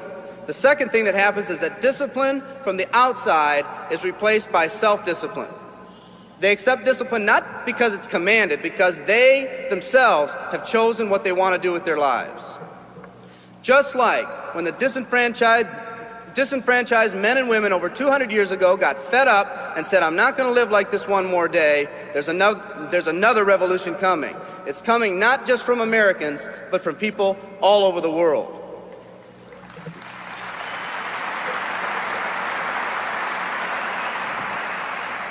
It's coming from people who've been oppressed in meaningless jobs, from people who've been unjustly held back, from people who've been slighted or ignored, from people who've had their hopes crushed time and time again by the circumstances around them, from people who've been playing in a game where the rules weren't the same for everyone, from people whose dreams have almost died by the methodical dripping of negative and pessimistic forces, people who've just been waiting for the right opportunity to present itself, an opportunity that they could hold on to, believe in, a place where people believed in them. I hear the rumbling of this coming revolution every day. The old rules are changing, and society is finally ready for that change.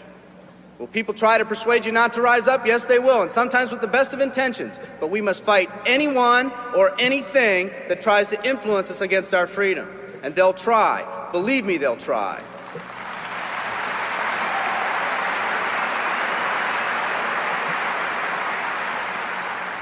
They'll try to suggest you off course, to nudge you off course, to distract you off course.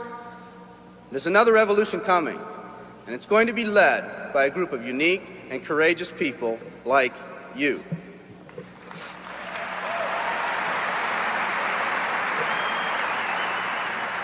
People who've had it with the way things are. People who've picked out their mountain in life and said, I'm going to the top. And if someone tells you you can't climb mountains, you don't have any experience. You tell them, I'm going to the top.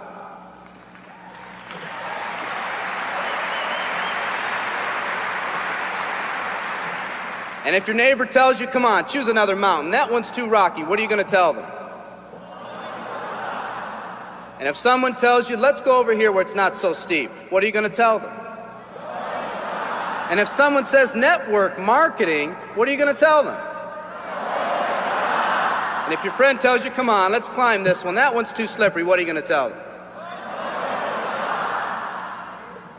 If anyone tells you you can't go up, it's too rocky, too steep, too slippery, you say, listen here, I'm going up. You're either going to see me waving from the top or dead on the side. I'm not coming back.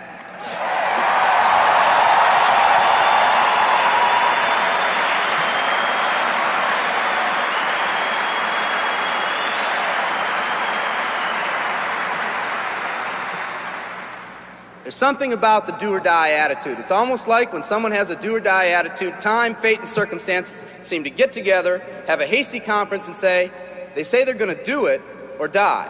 We might as well let them have it.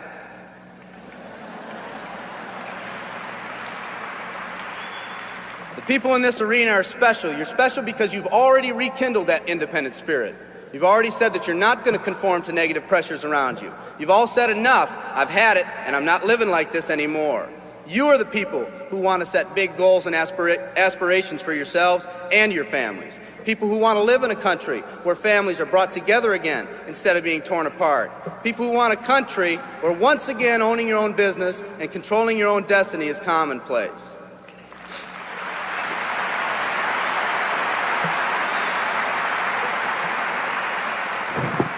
People who want a country where every man, woman, and child is treated with equal respect and dignity.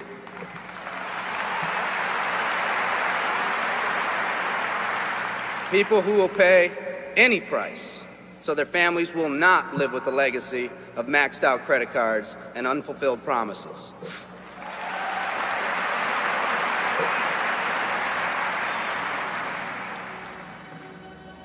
Today, we stand at the genesis of a new revolution, and people like you are going to lead it. Theodore Roosevelt said these words decades ago, and I think they're particularly appropriate today. He said, "We see across the dangers of the great future, and we rejoice as a giant refreshed. The great victories are yet to be won. The greatest deeds yet to be done." I've dreamt of a company that can give us the opportunity to make these dreams come true by allowing us all to fulfill our own true potential. I love you all. Thank you very much.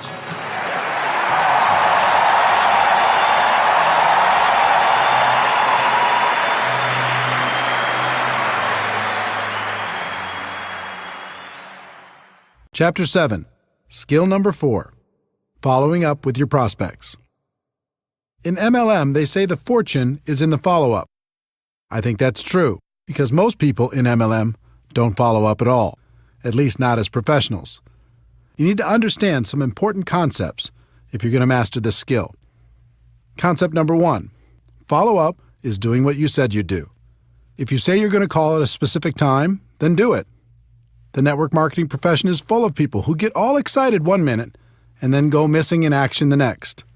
Run your business through a physical or electronic calendar. Be the person who does what they say they're going to do. People will respect that. I sold real estate the year before I got involved in network marketing. My father and his partner owned the company. One day I was in the office and a gentleman by the name of Chuck Aycock showed up for a 10 a.m. meeting with my dad. It was 9:55 a.m., and my dad wasn't in the office yet. I greeted Chuck and told him I was sure my dad would arrive soon. At 10 a.m. exactly, Chuck got up and said, "It's 10 o'clock. Your dad isn't here. Have him call me if he wants to reschedule the meeting." I couldn't believe it. He came all the way to the office just to leave 30 seconds after the appointment? I told him, "Mr. Aycock, I'm sure he'll be here any minute. There's no need to leave." And then he told me something I never forgot. He said, "Son, you are either early or you are late. He's late, and my time is valuable.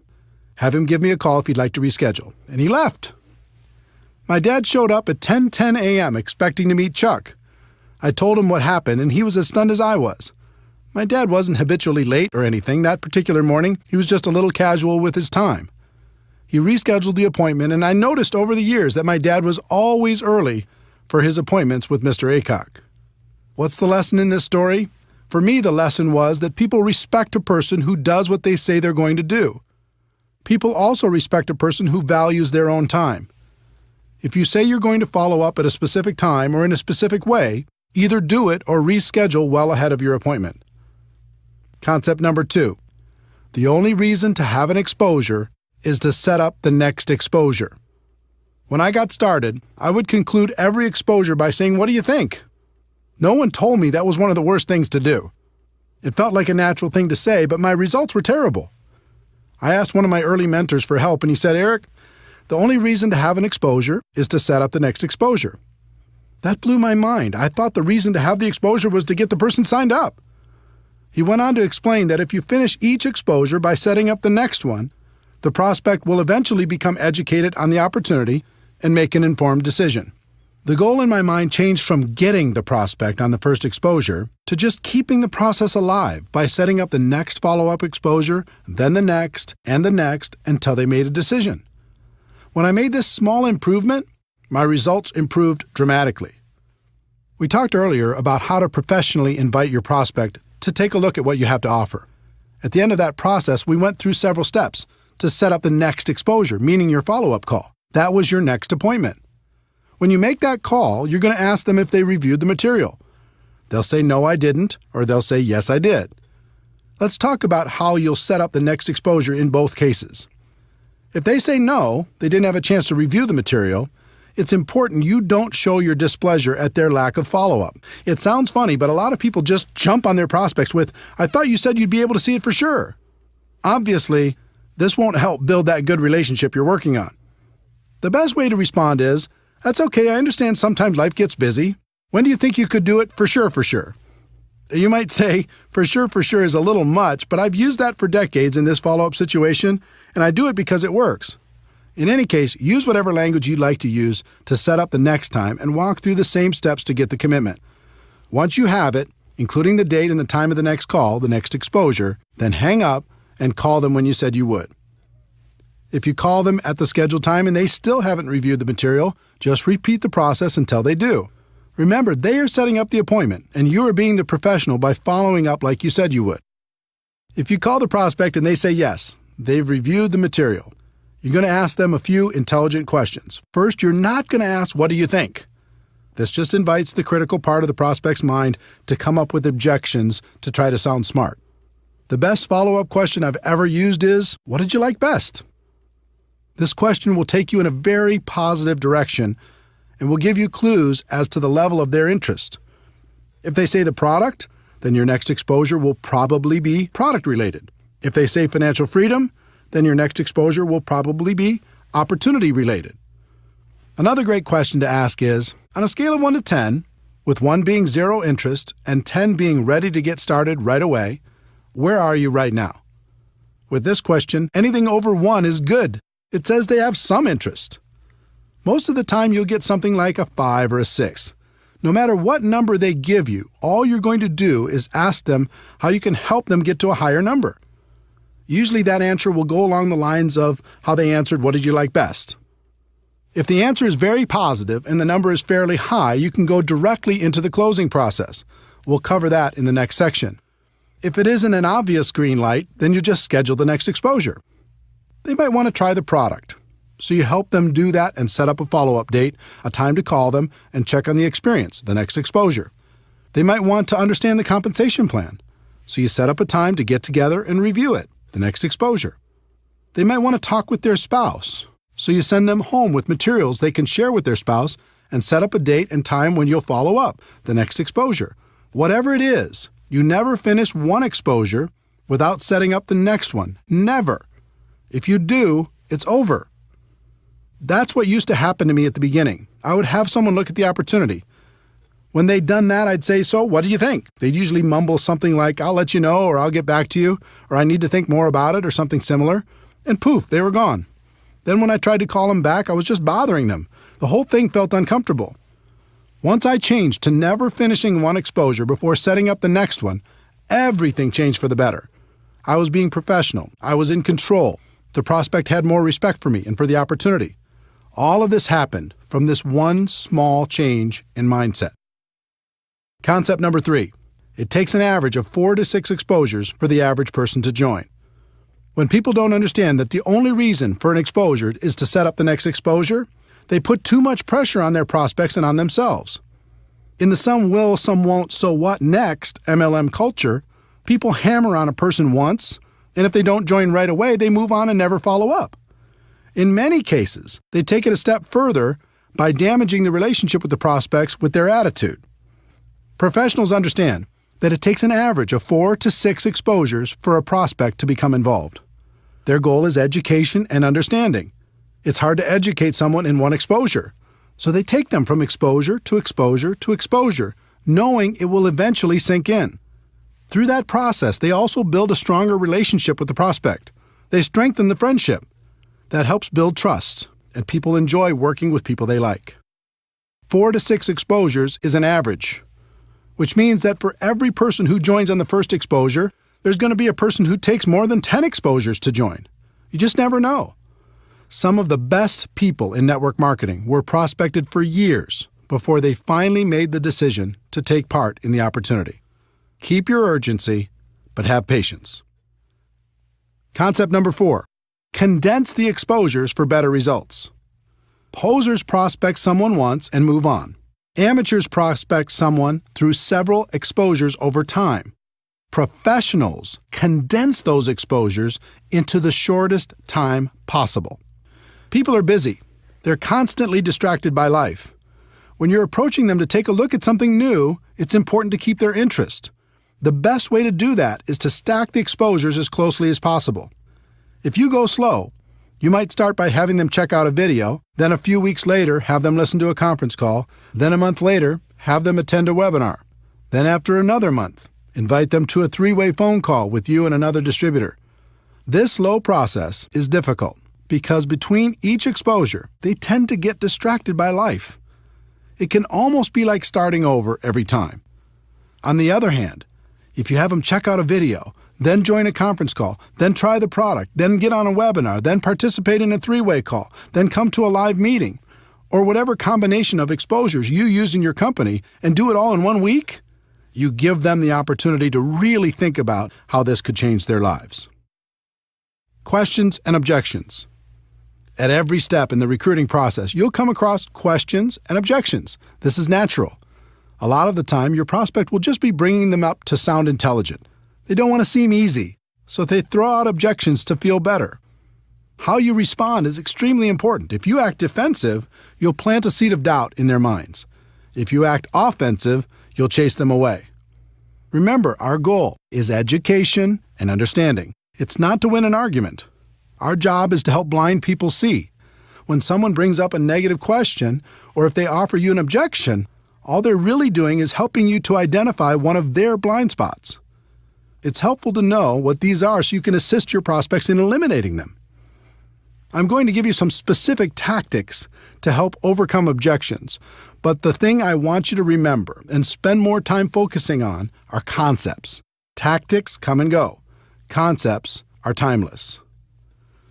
I found that objections fall into one of two categories. The first is the prospect's limiting belief in their abilities. They aren't sure they can be successful. The second is a limiting belief in network marketing. They aren't sure network marketing will help them achieve their goals in life. For both categories, one of the best concepts is empathy, how you relate to people. And the best way I know to relate to people is to let them know you're just like they are. You had the same doubts, the same questions, the same fears, and you overcame them. Believe it or not, your story and the stories of others will do more for you in overcoming objections than anything else. There's an old tactic called feel, felt, found. It works with the concept of empathy.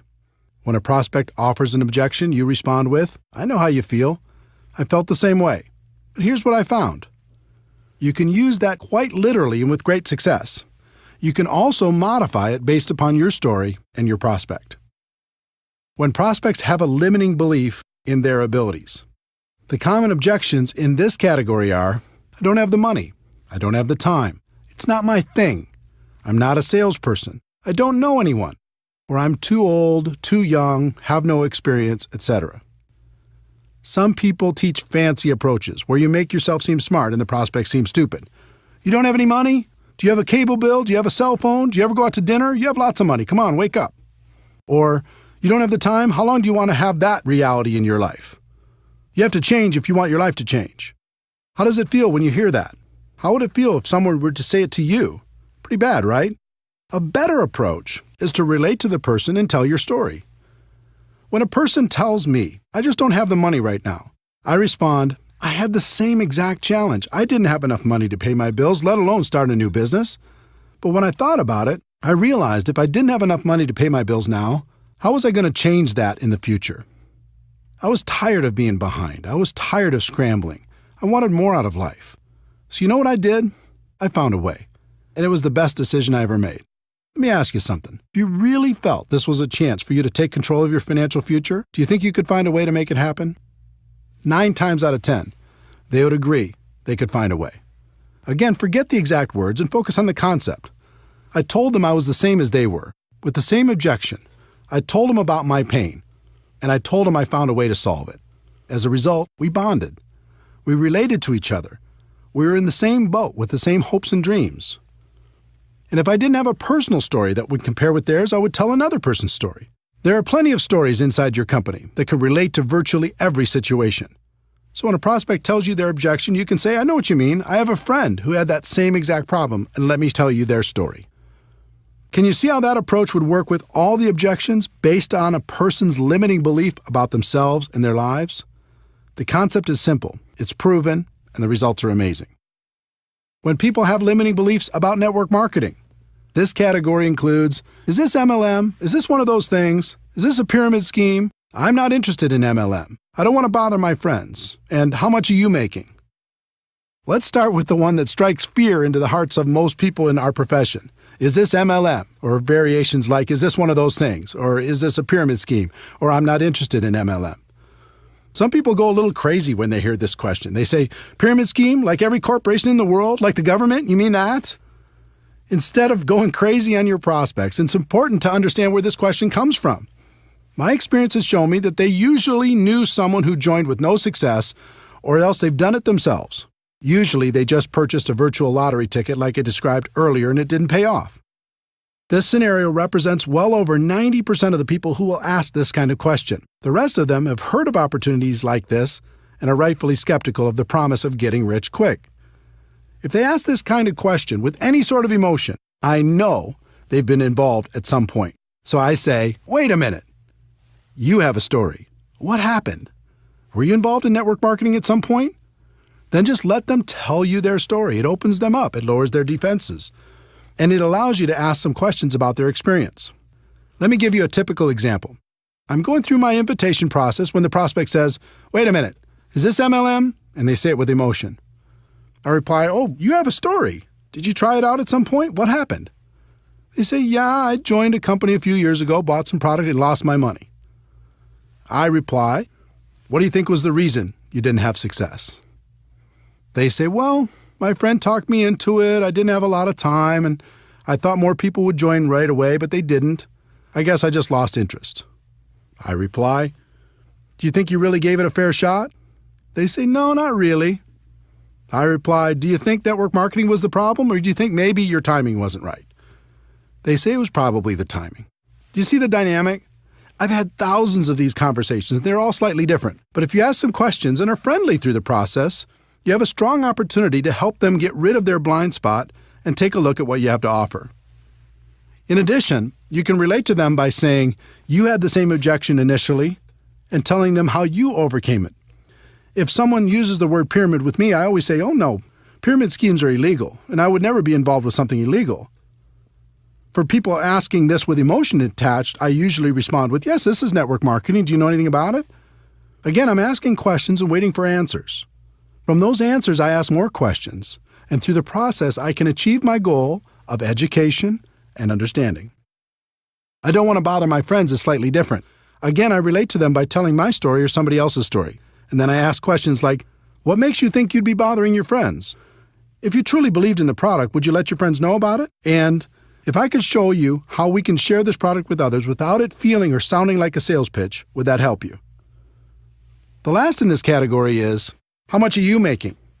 If you're making money already, this is a great question. If you're not, your answer depends on how long you've been involved. If you're brand new, you can tell them you're just getting started.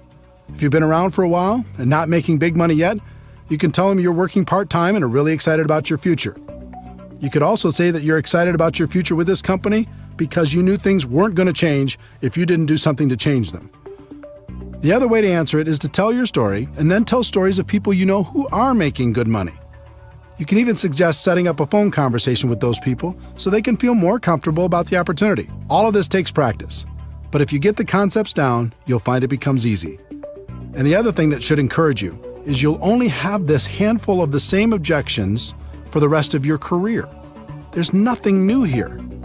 What I've listed in this section is about all there is. Remember, our goal is education and understanding.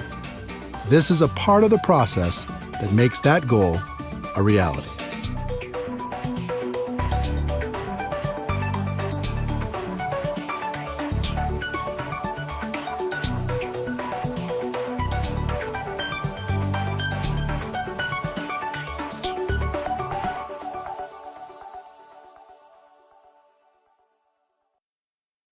Chapter 8. Skill number 5. Helping your prospects become customers or distributors. This skill is a natural byproduct of following up professionally. If you walk through exposure after exposure, our goal of education and understanding will be accomplished. But that doesn't mean the prospect will come out and ask you for an order form or an application. It's your job to get them to a decision. The key to success in this area is a combination of having good posture and asking good questions. Good posture means the way you carry yourself. Your words and actions will help your prospect feel more confident about joining your opportunity, or they'll plant seeds of doubt. In my early years, my posture was terrible. I was trying to get people instead of pursuing the nobler goal of education and understanding. And the prospects could feel my intentions. I was very emotionally attached to the outcome. You could even say I was needy. Every time I got to this part of the process, I really, really wanted it. Again, the prospect could feel my emotional attachment, and that usually scared them away. Through lack of results and without even realizing it, I started to assume people were not going to be interested. And that assumption started to seep into everything, which led to the predictable result of the prospect not joining. Most of the time, I wasn't properly prepared. I didn't have applications, startup materials, or whatever else was necessary. Think about the subconscious impact this had on my prospects. It seemed just about everything I did projected a lack of belief and a lack of professionalism. Instead of asking questions and listening intently to the answers, I just talked and talked and talked. I was more focused on being interesting than being interested. Prospects don't like that. No one does. So again, I followed the pattern of modeling the professionals. I watched what the best closers did and began to copy them. I interviewed the top performers to figure out what they did differently, and slowly, I started to see the flaws in my own approach. First, I learned that professionals are emotionally detached from the outcome. In other words, their goal is education and understanding while helping a prospect make a decision that would positively impact their lives. They're the opposite of needy. They aren't trying to get anybody. They are honestly just trying to help. Second, they're very assumptive in their approach. They expect the person to join because their belief that the opportunity would benefit the prospect is so strong.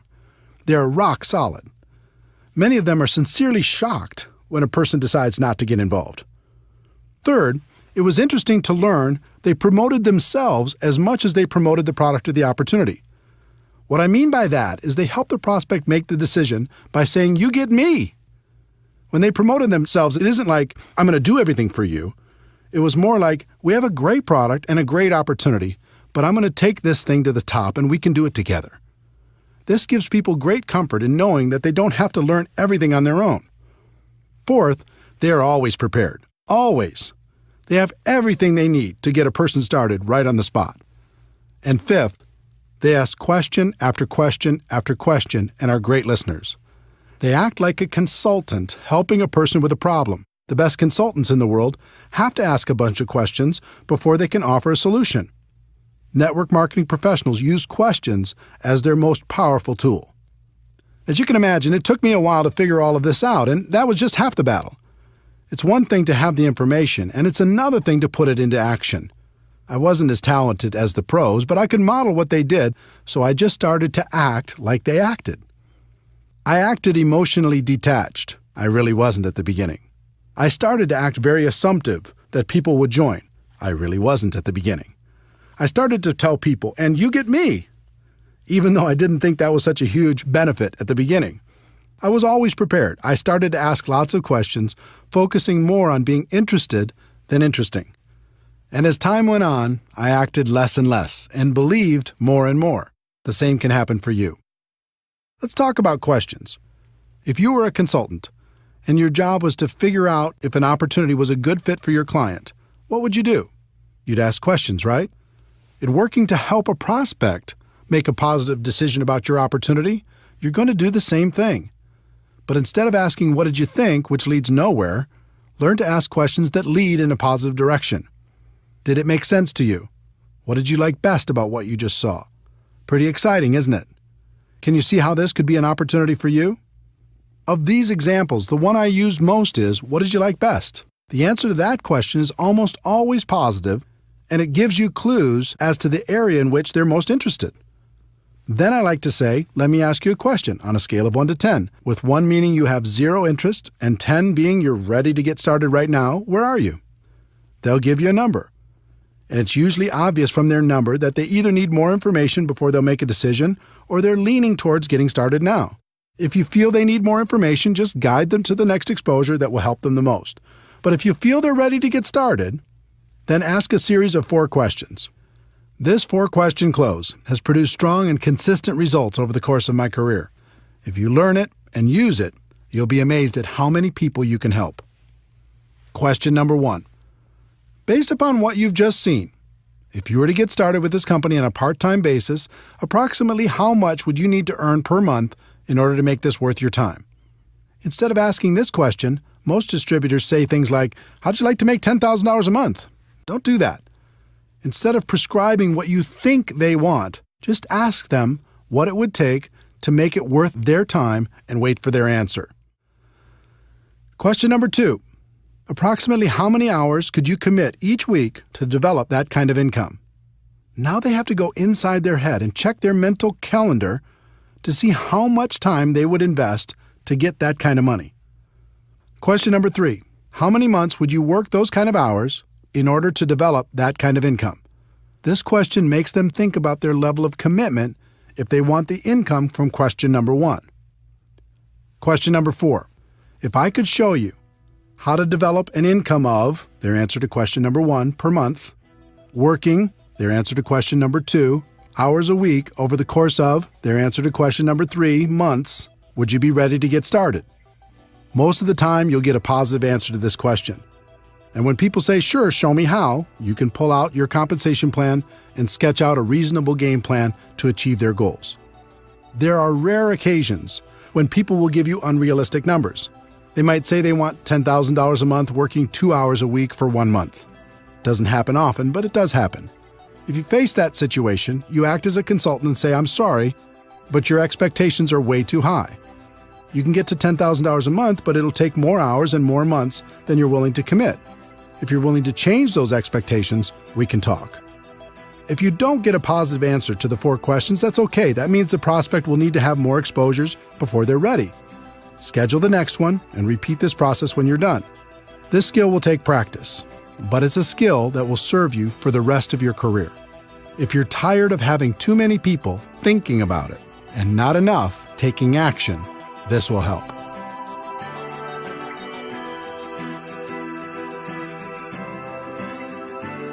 Chapter 9. Skill number 6. Helping your new distributor get started right. In network marketing, people invest enormous effort, time, and money into getting people signed up, and then squander that investment by leaving their new distributors to figure everything out for themselves. Professionals don't do that. They set proper expectations, they help get some quick results, and then continue to guide the new distributor through the many phases of our profession. I was lucky enough to have an early mentor, Michael Nelson, who is very skilled at guiding new distributors. Michael wasn't in my upline, but he was clearly the leader in my city. In addition, he had a lot of experience in our profession. So I listened to what he said, I watched what he did, and I asked him tons of questions. Back in those days, he had a small office close to my home, and I was always hanging around trying to learn something. Michael was a very successful recruiter. He was always bringing on new people. And for the most part, Michael's people did well in the business. That wasn't happening for me. The few people I recruited did nothing. As I watched Michael, I noticed that every time he signed up a new distributor, he scheduled what he called a game plan interview. I decided to model what he did. So the next time he met with a new distributor, I sat behind them close enough to take notes on their conversation. I did this several times and was surprised to learn he went through the same exact interview every time. I thought if I could learn that interview process, then I'd have a chance at his results. Game plan interview, part 1. He validated their decision to become a distributor. He said things like, "Congratulations on making the decision. I'm proud of you for taking charge of your life. From now on, things are going to be different for you and your family." It always took less than 5 minutes, but by the end of their discussion, any doubt they may have had about becoming a distributor was gone. They felt great. Game plan interview, part 2. He set their expectations. He knew most people came into our business with unrealistic expectations, so he always said the same 3 things. If you succeed in this business, it's going to be you who creates that success, not me. And if you fail in this business, it's going to be you who creates that failure, not me. You're going to be the difference between success and failure. I'm here to guide you every step of the way, but I can't do it for you. I'm here to work with you, but not for you. Wow, this was a radical concept and so different from the conversations I had when I got a person started. I said things like, I get paid from what you produce, so essentially I work for you. Well, what kind of expectation do you think that set in the new distributor's mind? I'd also say, we are going to build a business together, when that wasn't really true. They needed to build a business. I could be a resource, but I couldn't do it for them. The next thing he said was, my job is to help you become independent from me as quickly as possible. Do you agree that that's a good goal? Again, this was radical, but it made sense. Up to that point, I had a group that was extremely dependent on me. They only did something when I pushed. But Michael had a group that produced on their own without his constant help. He had duplication and freedom. I didn't. This set the relationship up so Michael would be the teacher for his group and not the slave. He could show them the skills, and then they could independently build from that point forward. The third thing he said was, there will certainly be ups and downs as you build your business. There'll be good times and bad times. I'll know when you're in one of the bad times, when you aren't calling me, you aren't showing up for meetings, you aren't on the calls, if I start hearing excuses, that sort of thing. When that happens with you, and it happens with everyone, how do you want me to handle that? Do you want me to leave you alone? Or do you want me to be persistent and remind you why you made this decision in the first place? This was brilliant, because it's true that everyone will have times of self-doubt. He let them know it was natural, and at the same time, set up the relationship so he was in a position to turn them around when it happened. What Michael accomplished with these three concepts was so different from promising the world like I was doing, that it was night and day. With my approach, the distributor would sit back and wait for me to perform. And if I was ever too busy or couldn't help for some reason, I became the easy excuse for why things weren't working out. With Michael's approach, his people became independent quickly. He would coach them from time to time, but he wouldn't allow his group to use him as an excuse for their lack of results. While my distributors struggled, his flourished. Game Plan Interview, Part 3. Michael went through a getting started checklist to help the new person have the best chance for success. The exact plan would be different for every company, but the concept was to do everything possible to get quick results. Here are some examples of what you could include in your getting started checklist. 1. Make sure your new distributor is set up with appropriate products. Just about every company has products that can be personally used by the distributor, so make sure your new person is doing that. Depending on your company, this may include a monthly commitment. It's very important that people develop an emotional attachment to the products, and that can only happen if they are using them and enjoying the benefits. In addition, many companies have products that can be sampled or used in demonstrations. In that case, new distributors should have an appropriate supply so they're properly prepared. 2. Make sure your new distributor is set up with appropriate tools. We've talked about the importance of third-party tools in building a large and successful network marketing business. Your new distributor needs to be prepared to help their prospects with the tools that will professionally take them through the exposure process. 3. Make sure your new distributor gets connected. Show them how to find things on the company website, where the upcoming events are being held, when the leadership calls or webinars are being conducted, etc. Remember, our goal is to help them become independent as quickly as possible. This is an important step in making that goal a reality. 4. Make sure your new distributor has a basic understanding of the compensation plan. They don't need to know it in detail at the beginning, but they should at least understand the key points and what will happen financially as they move through the first few levels. 5. Make sure your new distributor has a fundamental understanding of how to properly invite their prospects to understand more about what they have to offer. You can save them from running out there and talking their heads off with little or no results by giving them a brief overview of how and why a professional invitation process works. Game Plan Interview, Part 4. Michael helped the new distributor create a game plan to get through the first few ranks and challenged them to do it quickly. He understood and helped me to understand that it was a race to help a person get results quickly. If they received early positive reinforcement, they'd continue, and if they didn't, they had a tendency to fade away. Every company is different, so this game plan will also be different, but think about the simple actions you can encourage people to take during the first week to get the best possible results. How can they get their first customer? How can they get their first distributor? Can you encourage them to attend their first company event? What steps can you take to help them earn their first commission check? Success in network marketing wasn't real for me until I earned that first check. When it arrived, everything changed for me. I started to really dream about creating a better life for myself and my family. Helping your new person get off to a quick start is vital. Game Plan Interview, Part 5. Michael always ended by giving some specific assignments. One thing I've learned is new distributors crave direction, and they respond incredibly well to simple assignments. Michael always ended by giving those assignments along with a deadline for them to be completed. He told his new distributor to get back to him by a specific date. It's just like the exposure prospecting process. You go from exposure to exposure, but it doesn't end until they become distributors. The professionals continue to go from exposure to exposure, assignment to assignment. The purpose of all this is to help the new distributor get over the line. When someone gets started, there's always a line between success and failure.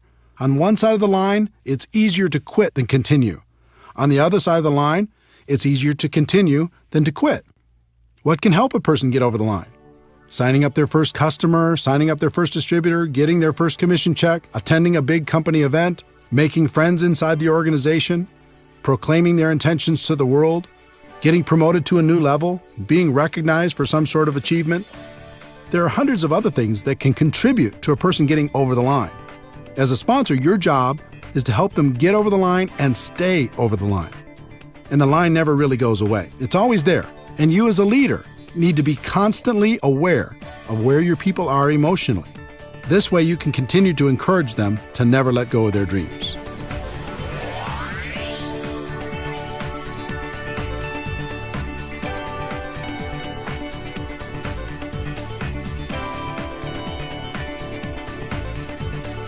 Chapter 10. Skill 7. Promoting events. In network marketing, meetings make money. It's just that simple. Yes, technology can help us connect with people in ways that are becoming more and more efficient, but nothing replaces face-to-face interaction. Meeting people one-on-one, in small groups, or at local or bigger events will have a huge impact on the long-term success of any network marketing organization. But one particular type of event is the most powerful, and that is the destination event. It might be a company-sponsored event or one put on by your upline leadership, but a destination event is one where most of the attendees travel to a different city, stay at a hotel, and participate in a conference or convention. Some try to argue that the destination event is dead in the new technology world and people won't travel for these things anymore. All I can tell you is those people aren't top earners in our profession. If you study what the successful people do to build their network marketing organizations, you'll find that virtually every one of them uses destination events as a cornerstone for building their business. There's something magical about getting away from your day-to-day grind and focusing completely on your dreams. Total immersion, even if it's only for a weekend, is good. You can use it to refocus and recommit to your future and gather the strength necessary to go back home and do what's necessary to move your business forward. You gain strength from the presentations you hear during the event. Sometimes a person says something at just the right time in your life and it changes you forever. Over 20 years ago, I was at a convention when a guy by the name of Johnny Daniels said, "You can tell the size of the man by the size of the problem that gets him down." That statement went right into my heart and has helped me ever since. If I ever get sad or depressed, something inside me says, "Is this the size of Eric?" I answer no, pick myself up, and get moving again. I've had hundreds of those moments over the years at destination events. I gave up blaming at an event. I decided to become a professional at an event. I realized no one could stop me at an event. I decided to go to the top at an event. In fact, as I think back, I can't think of a single significant moment in my network marketing career that didn't happen at an event. They're that powerful. In addition to gaining strength from the presenters, you'll also receive incredible validation of your decision to be involved. It's a concept called social proof, and it's very important. As human beings, we're wired to seek proof from sources outside of our own thoughts and experiences. At a destination event, you'll see lots of other people who've made the same decision you have, and that feels good. Also, you'll see how some of them have overcome their fears and gone to the highest levels in your company. You start to think, if they can do it, maybe I can do it too. There's also some positive peer pressure involved. Most destination events include recognition programs. Who won the contest, moved to the next rank, earned the top income, or spoke from the stage. When I went to my first event and I saw all the people walking across that stage, I had one thought: the next time, I'll be walking across that stage. It was inspiring that so many people had accomplished what I hadn't done yet. It made me think I could do it, and it made me work on a plan to make it happen. In addition to being inspired, I also didn't want to show up at the next event without some improvement in my business. That positive peer pressure helped me face my fears and make it happen. Overall, the sense of community at a destination event is comforting. We all live in a world filled with ignorant people when it comes to network marketing. That can be discouraging at times. But when we go to a big event, suddenly we're surrounded by people who think like we think. They have similar beliefs, hopes, dreams, aspirations, and positive attitudes.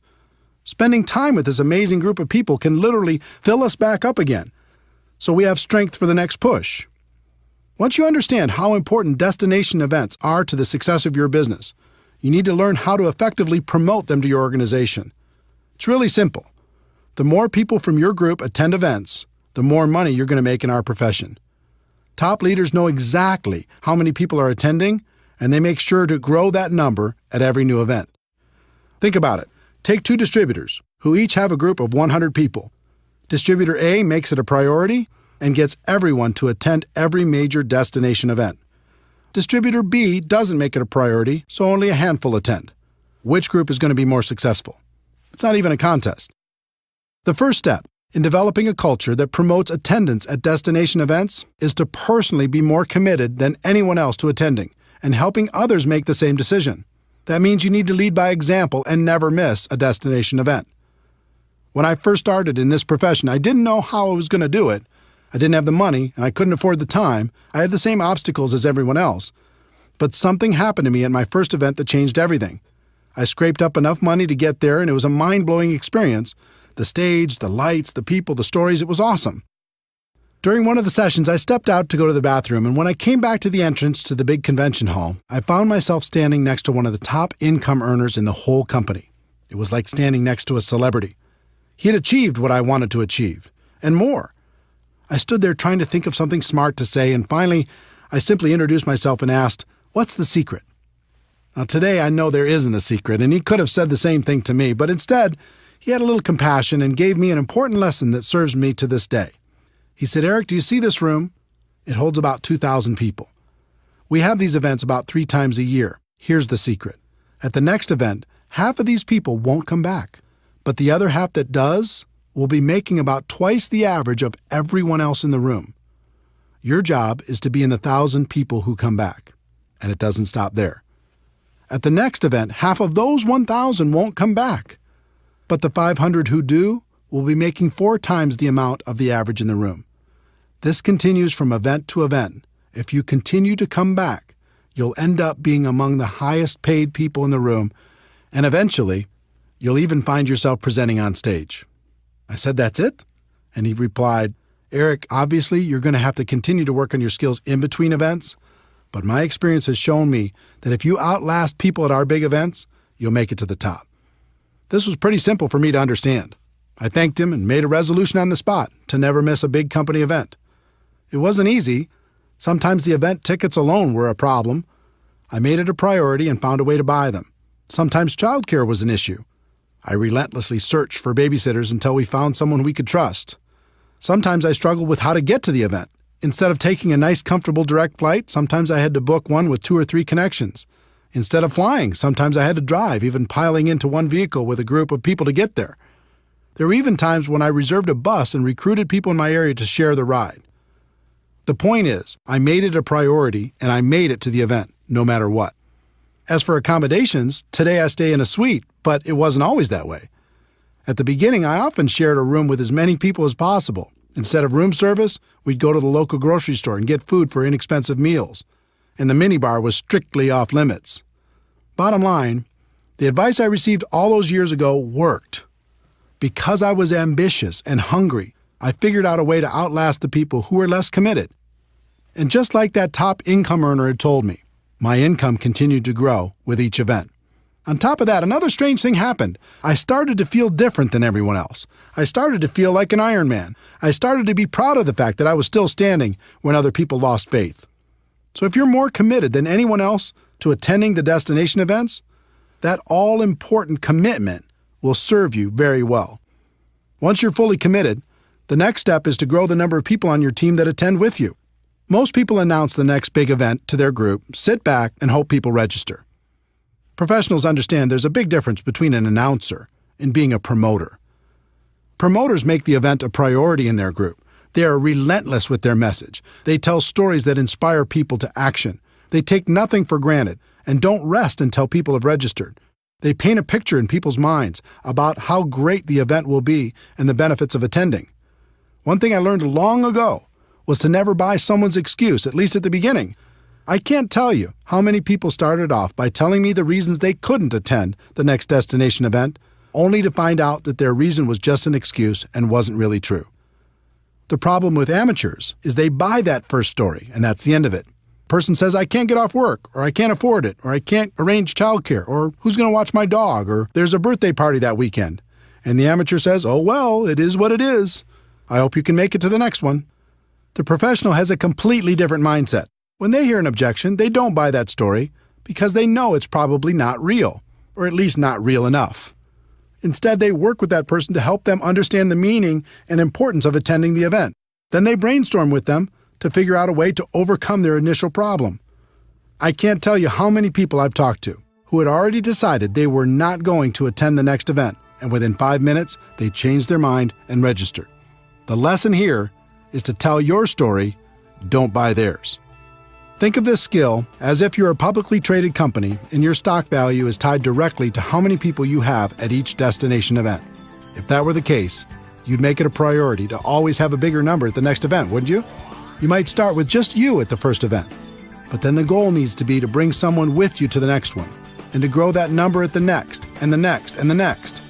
There's no such thing as a silver bullet in network marketing, but this skill is as close as it gets.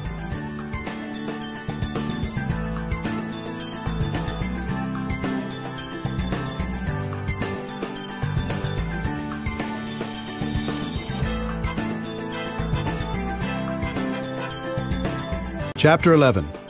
Anything worthwhile takes time. If a person starts a traditional business, they expect to break even in their first year and possibly pay back their initial investment in the first 5 years. But when a person starts a network marketing business, they expect to get their money back in the first month, make a profit in their second month, and get rich by the third month. And when that doesn't happen, they blame network marketing. It's like people don't want the laws of the business world to apply to network marketing. We do have a better way, but we're not selling magic beans here. Anything of value takes time to develop. I learned a great lesson early in my network marketing career. From time to time in your life, your income might take a lucky jump. You might be in the right place at the right time. But if you don't quickly grow as a person to that new higher level, your income is going to come back down to the level of who you really are. In the end, you only get to make what you are. How many people do you know that hit it big and lost it all? I learned this lesson the hard way in my first few months in MLM. Back in 1988, I joined a company that had a $5,000 upfront package, which paid the sponsor between $1,200 and $2,400 depending on their level.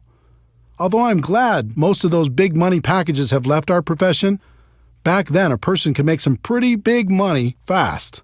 In my first month with that company, I earned approximately $7,400. If you remember, my strategy was to quickly call my dad's friends before he could get to them. I was ecstatic. In my second month, I earned about $12,200. Unbelievable. But then reality kicked in. I wasn't a $12,000 a month person. I hadn't worked on my skills. I wasn't developing myself. I was just riding the wave. My third month's check was $1,098.60. Looking at that check was like looking at myself in the mirror. It showed me who I was. It was an ugly feeling. My first reaction was to quit and blame everyone and everything for my bad check. But eventually I realized that to earn more, I needed to become more. I needed to work on my skills, so I didn't have to rely on luck or timing or positioning.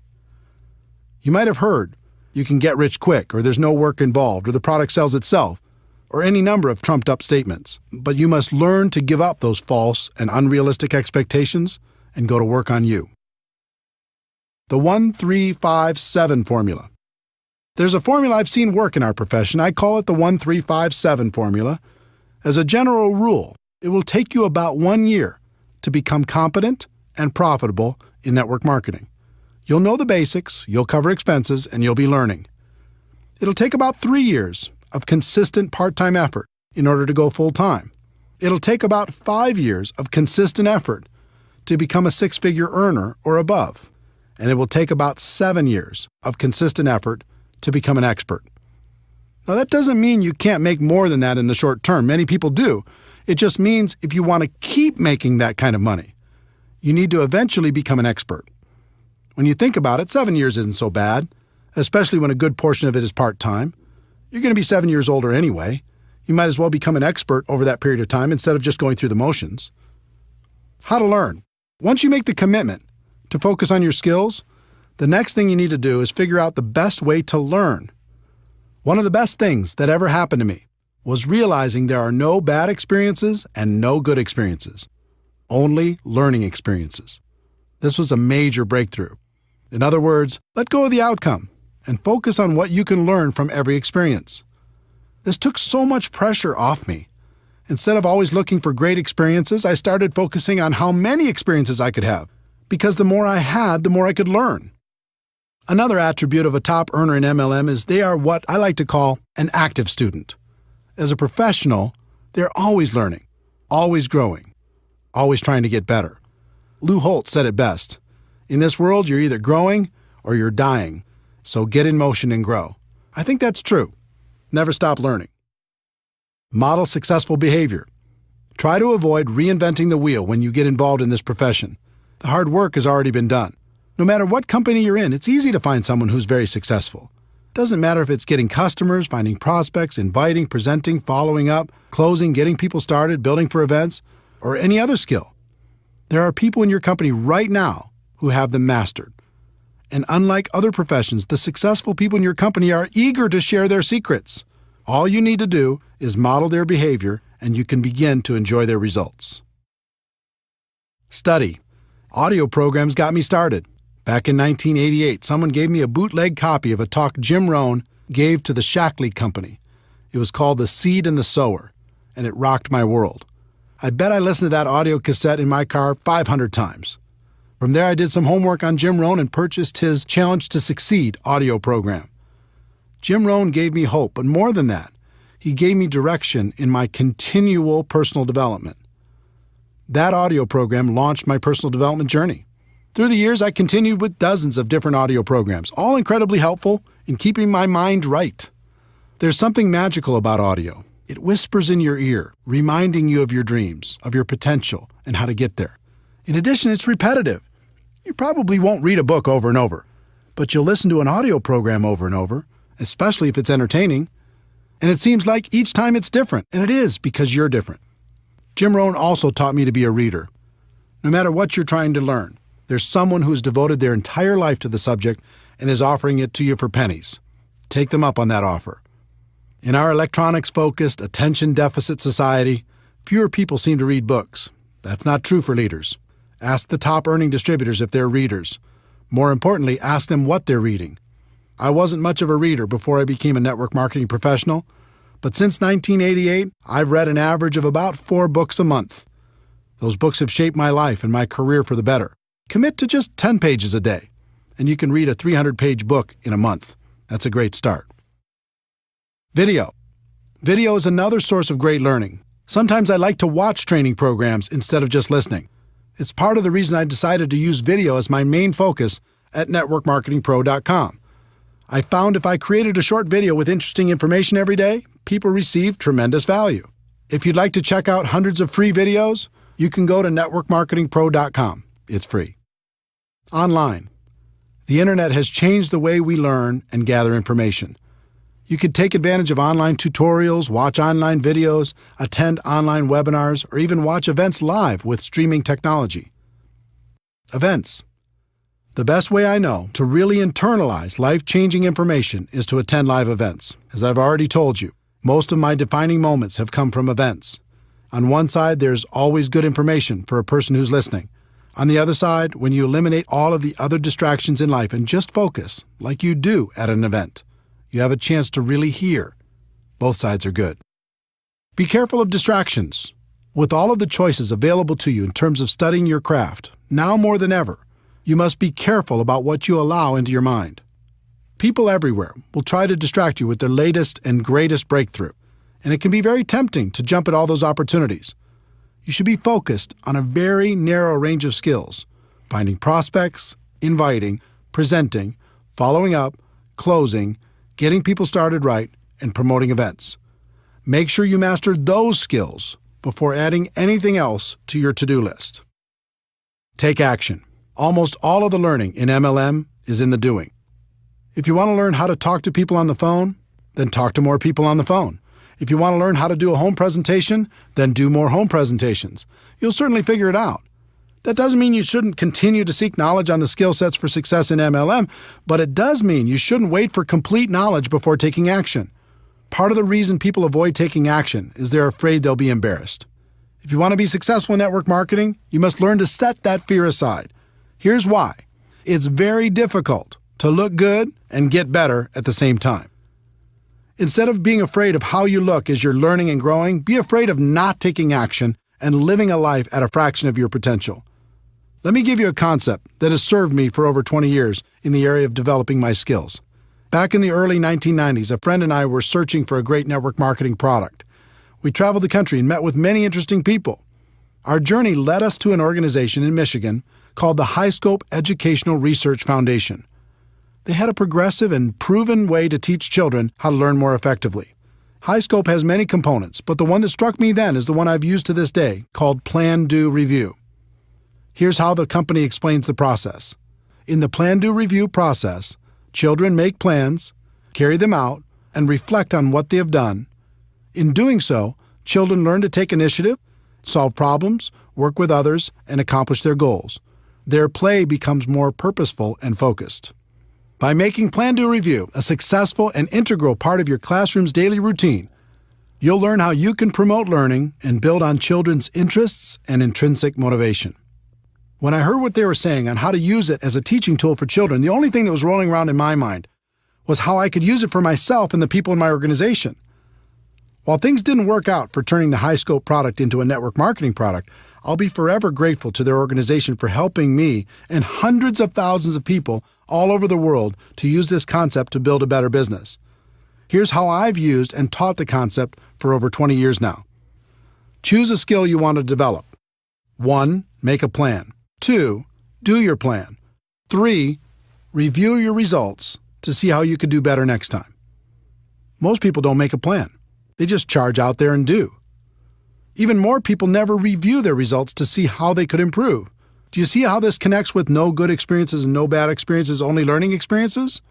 1. Make a plan. 2. Do your plan. 3. Review your results, good or bad, to see how you could do better next time. 4. Make a better plan. 5. Do that better plan. 6. Review those results, good or bad, to see how you could do better next time. 7. Never stop applying Plan, Do, Review, and you'll eventually become an expert through trial and error. This little secret to learning in MLM is one of the most powerful I've shared. It's become part of my DNA. I hope the same happens for you. Teaching. Would it surprise you to know that teaching is one of the best ways to learn? It's true. If you want to really master something, teach it to others. Teaching burns a groove in your brain like nothing else can. Who do you think gets the most benefit from the daily video shows at networkmarketingpro.com? I do. I have to think about it, prepare, and present the message every day, so it helps keep me sharp and on top of my game.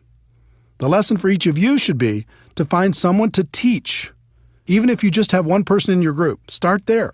And as your group grows, look for more and more opportunities to teach. You'll get the most benefit. Your associations. This is another important lesson from Jim Rohn.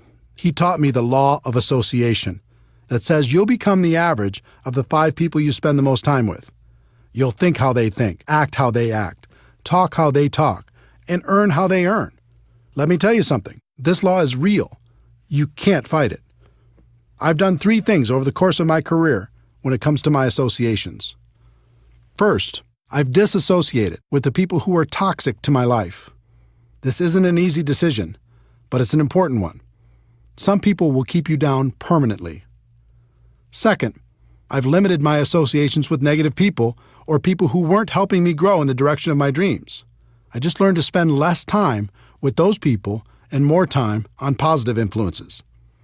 And third, I've worked to expand my associations with people who can help me become a better person and a better professional.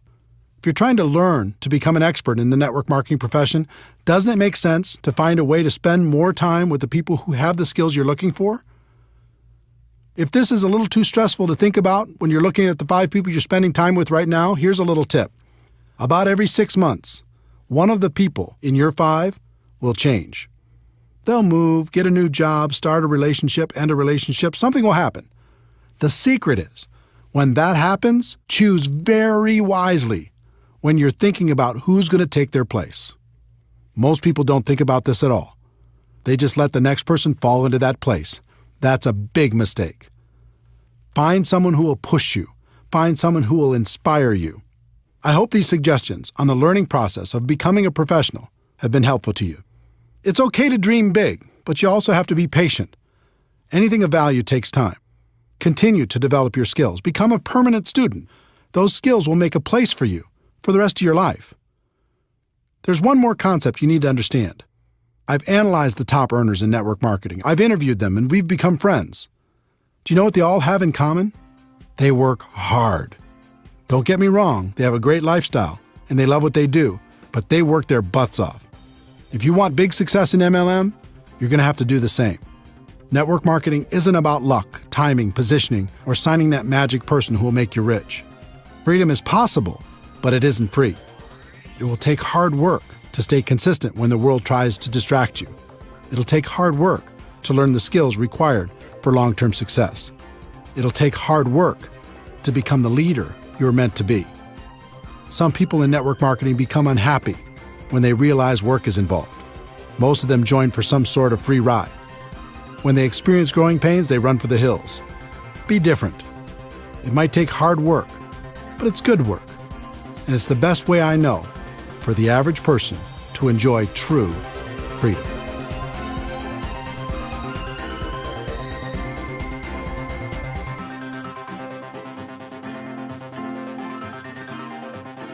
Chapter 12. It's all worth it. Network marketing can be challenging. It's an emotional experience. The ups and downs can be dramatic. But in the end, for so many reasons, it's all worth it. The career you'll create. If you decide to become a network marketing professional, you'll not only create an income for yourself, but you'll create a career. I think about this a lot. Consider the skills required to be a doctor, a lawyer, a big company CEO, or even a world-class musician. You're talking about a high level of skill and a fairly high level of income. Now consider the skills necessary to become a network marketing professional. They're tiny in comparison, and yet many network marketing professionals enjoy a higher level of income and most certainly a higher degree of freedom. If you look at any career, there's a barrier of entry, how hard it is to get in, and a long-term benefit, what you get if you do get in. For example, a doctor might have 12 years of school plus an internship. That takes intelligence some of us don't have, money some of us don't have, or even possibly contacts some of us don't have. At the end, they get to enjoy a long-term benefit, although many of them would say the benefit wasn't worth the investment. There's always a ratio between the barrier of entry and the long-term benefit. There's no question in my mind that of all the professions in the world, the profession of network marketing has the best ratio when you compare the low barrier of entry with the high long-term return. One of the best decisions in my life was making a career out of network marketing instead of just messing around. Becoming a professional made all the difference, and now it's great fun to spend a good portion of my time helping other people do the same thing. The freedom you'll enjoy. Freedom is an interesting word. When it comes to work, I think we understand the concept, but not the entire meaning. For me, freedom means having choices. It means living the life I want to live instead of the life other people want me to live. Do you remember the imagination you had as a child? Imagine your life without limits. You wake up when you're done sleeping. You're doing work that is fulfilling and makes you happy. You get to work with people you enjoy. You don't have to compromise all the time. You work when you feel like working, but you also play when you feel like playing. You get to spend tons of time with the people who are important to you. You're living a big life and not wasting away in a box. When you get a clear picture of what freedom is about, you'll find the price you need to pay to achieve it in network marketing is very low. Facing your fears and living a life that's free is easy. Spending the rest of your days living half a life is hard. The lives you'll touch. It's one thing to create freedom for yourself and your family. It's another thing altogether to help someone else do the same. There are so many people struggling in this world. You have the ability to help people see a bigger picture for themselves. You can give hope to the hopeless. You can encourage their dreams. You can provide them with the inspiration necessary to face and overcome their fears. One of my greatest joys is to appear in someone else's testimonial. It's great to hear that someone was lost, and in some small way, I was able to help them find their way. Network marketing allows you to do this on a big scale. Not only can you help one person, but you can help hundreds or even thousands to live a better life. And the exciting thing is, that's just the beginning. It's just like throwing a rock into a pond. When it hits the water, you see the ripples growing larger and larger until they hit every edge of the pond. In network marketing, sometimes you don't see all the ripples. You might be aware of the impact you had on one person's life, and maybe one or two more ripples. But they keep growing whether you see them or not. That's why I do what I do. It's why I wrote this book. I know people will be positively impacted, and that's a stone thrown in the water. But then they'll make a positive impact on others, and the ripples begin. And those people will do the same and over and over and over again. With network marketing, you really can make a difference. The people you'll meet. Network marketing has introduced me to the most amazing people. This profession gives you the chance to not only expand your group of friends, but also to be able to spend more time with them. You'll never find a more passionate group of entrepreneurs in any other profession. These people love life and spend their time lifting each other up. Here's an example of what that means to me and what it can mean for you. You can name virtually any state in the United States or any other country in the world, and a friend instantly pops into my mind. Network marketing has also introduced me to many of my heroes.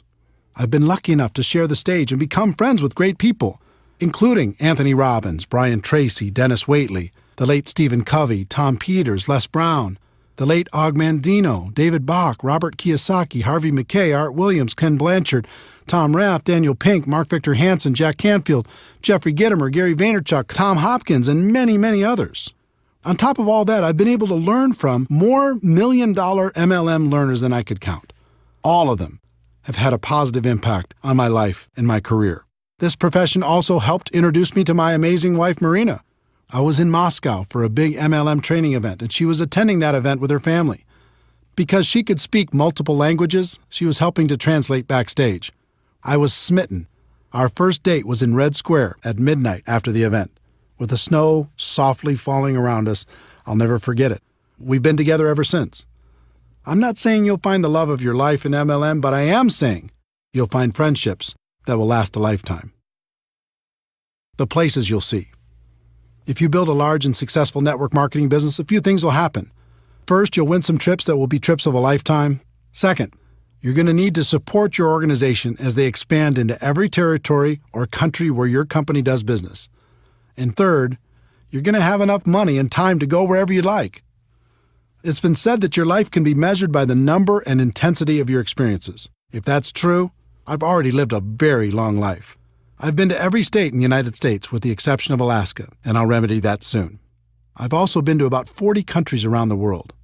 I've gone diving at the Great Barrier Reef in Australia, toured the Hagia Sophia in Istanbul, visited the Twin Towers in Malaysia, boated around James Bond Island off the coast of Thailand, visited the tent cities in Nigeria, ridden the huge Ferris wheel in the port of Singapore, had a private tour of the White House, watched the sunrise on New Year's Day at the Grand Canyon, enjoyed a 30-course meal at the world-famous El Bulli in Spain, cruised through the canals of Amsterdam, ridden a hot air balloon over the Rocky Mountains, rented an entire cruise ship for 2,000 of my friends to sail to the Bahamas, had dinner under the stars at the top of the Hotel de Paris in Monaco, visited my heritage in Norway, sailed the Black Sea off the coast of the Ukraine, witnessed the amazing Sistine Chapel in Rome, golfed at St. Andrews in Scotland, watched a World Cup match in Ireland, and prayed at the Wailing Wall in Jerusalem.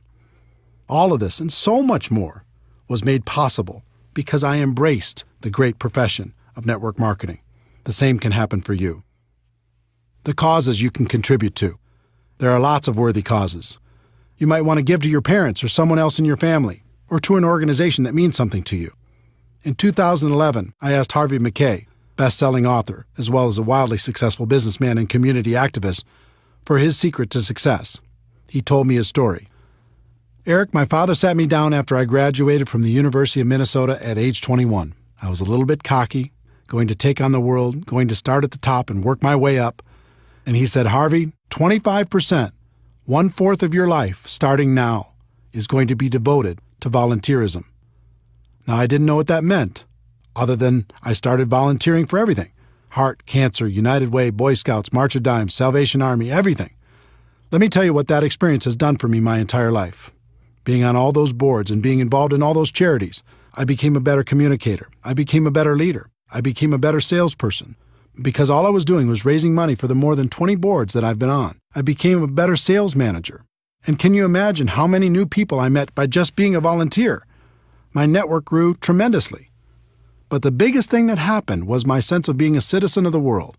To know that you've helped another human being and to be able to see the results, it's an unbelievable feeling. I'm so thankful to my father because his advice changed my life. This interview changed my life because it impacted my thinking on contribution. I'd always thought that there was really only one way to help a worthy cause, and that was with your money. But after my conversation with Harvey, I realized that there was 3 ways to help. The first is with your money. Of course, you can write a check, and that's wonderful. Network marketing can allow you to write bigger checks than you could ever imagine before. The second is with your time. Like Harvey said, you can dedicate a portion of your life to causes that are important to you. He chose 25%. You could choose whatever you'd like, but I'd encourage you to choose. And by time, I don't mean just volunteering a few hours here and there at the shelter or something. I mean, give your time to creative thinking, raising awareness, and raising money. And the third is probably most important, and that is with your influence. Take the time you're going to spend on your cause and put all of your influence behind it. Inspire your organization to do something great with you. Encourage your company to get involved. Leverage your network to do great things. You are powerful, and more so because of your involvement in network marketing. Use that influence for good. It'll change your life for the better. The person you'll become in the process. Network marketing changed my life for the better because it forced me to become a better person. As a profession, we move products and services to the customers who want them, but our real purpose is much deeper. At its core, this profession is an incubator for personal growth. You'll learn how to face your fears. You'll learn how to solve problems. You'll learn how to feed your mind with positives and protect your mind from negatives. You'll learn how to grow stronger. You'll learn how to lead. When I first started out in this profession, I did almost everything out of fear.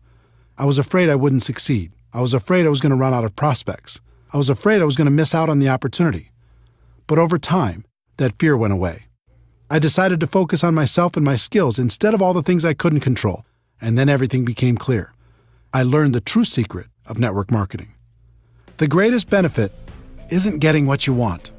The greatest benefit is what you'll need to become in order to get what you want. I learned what was always there and what has been passed down for ages. The journey is everything. Thank you for taking this journey with me. Let me conclude by sharing what I say at the end of every Network Marketing Pro video. Ladies and gentlemen, my wish for you is that you decide to become a network marketing professional, that you decide to go pro, because it is a stone cold fact that we have a better way. Now let's go tell the world.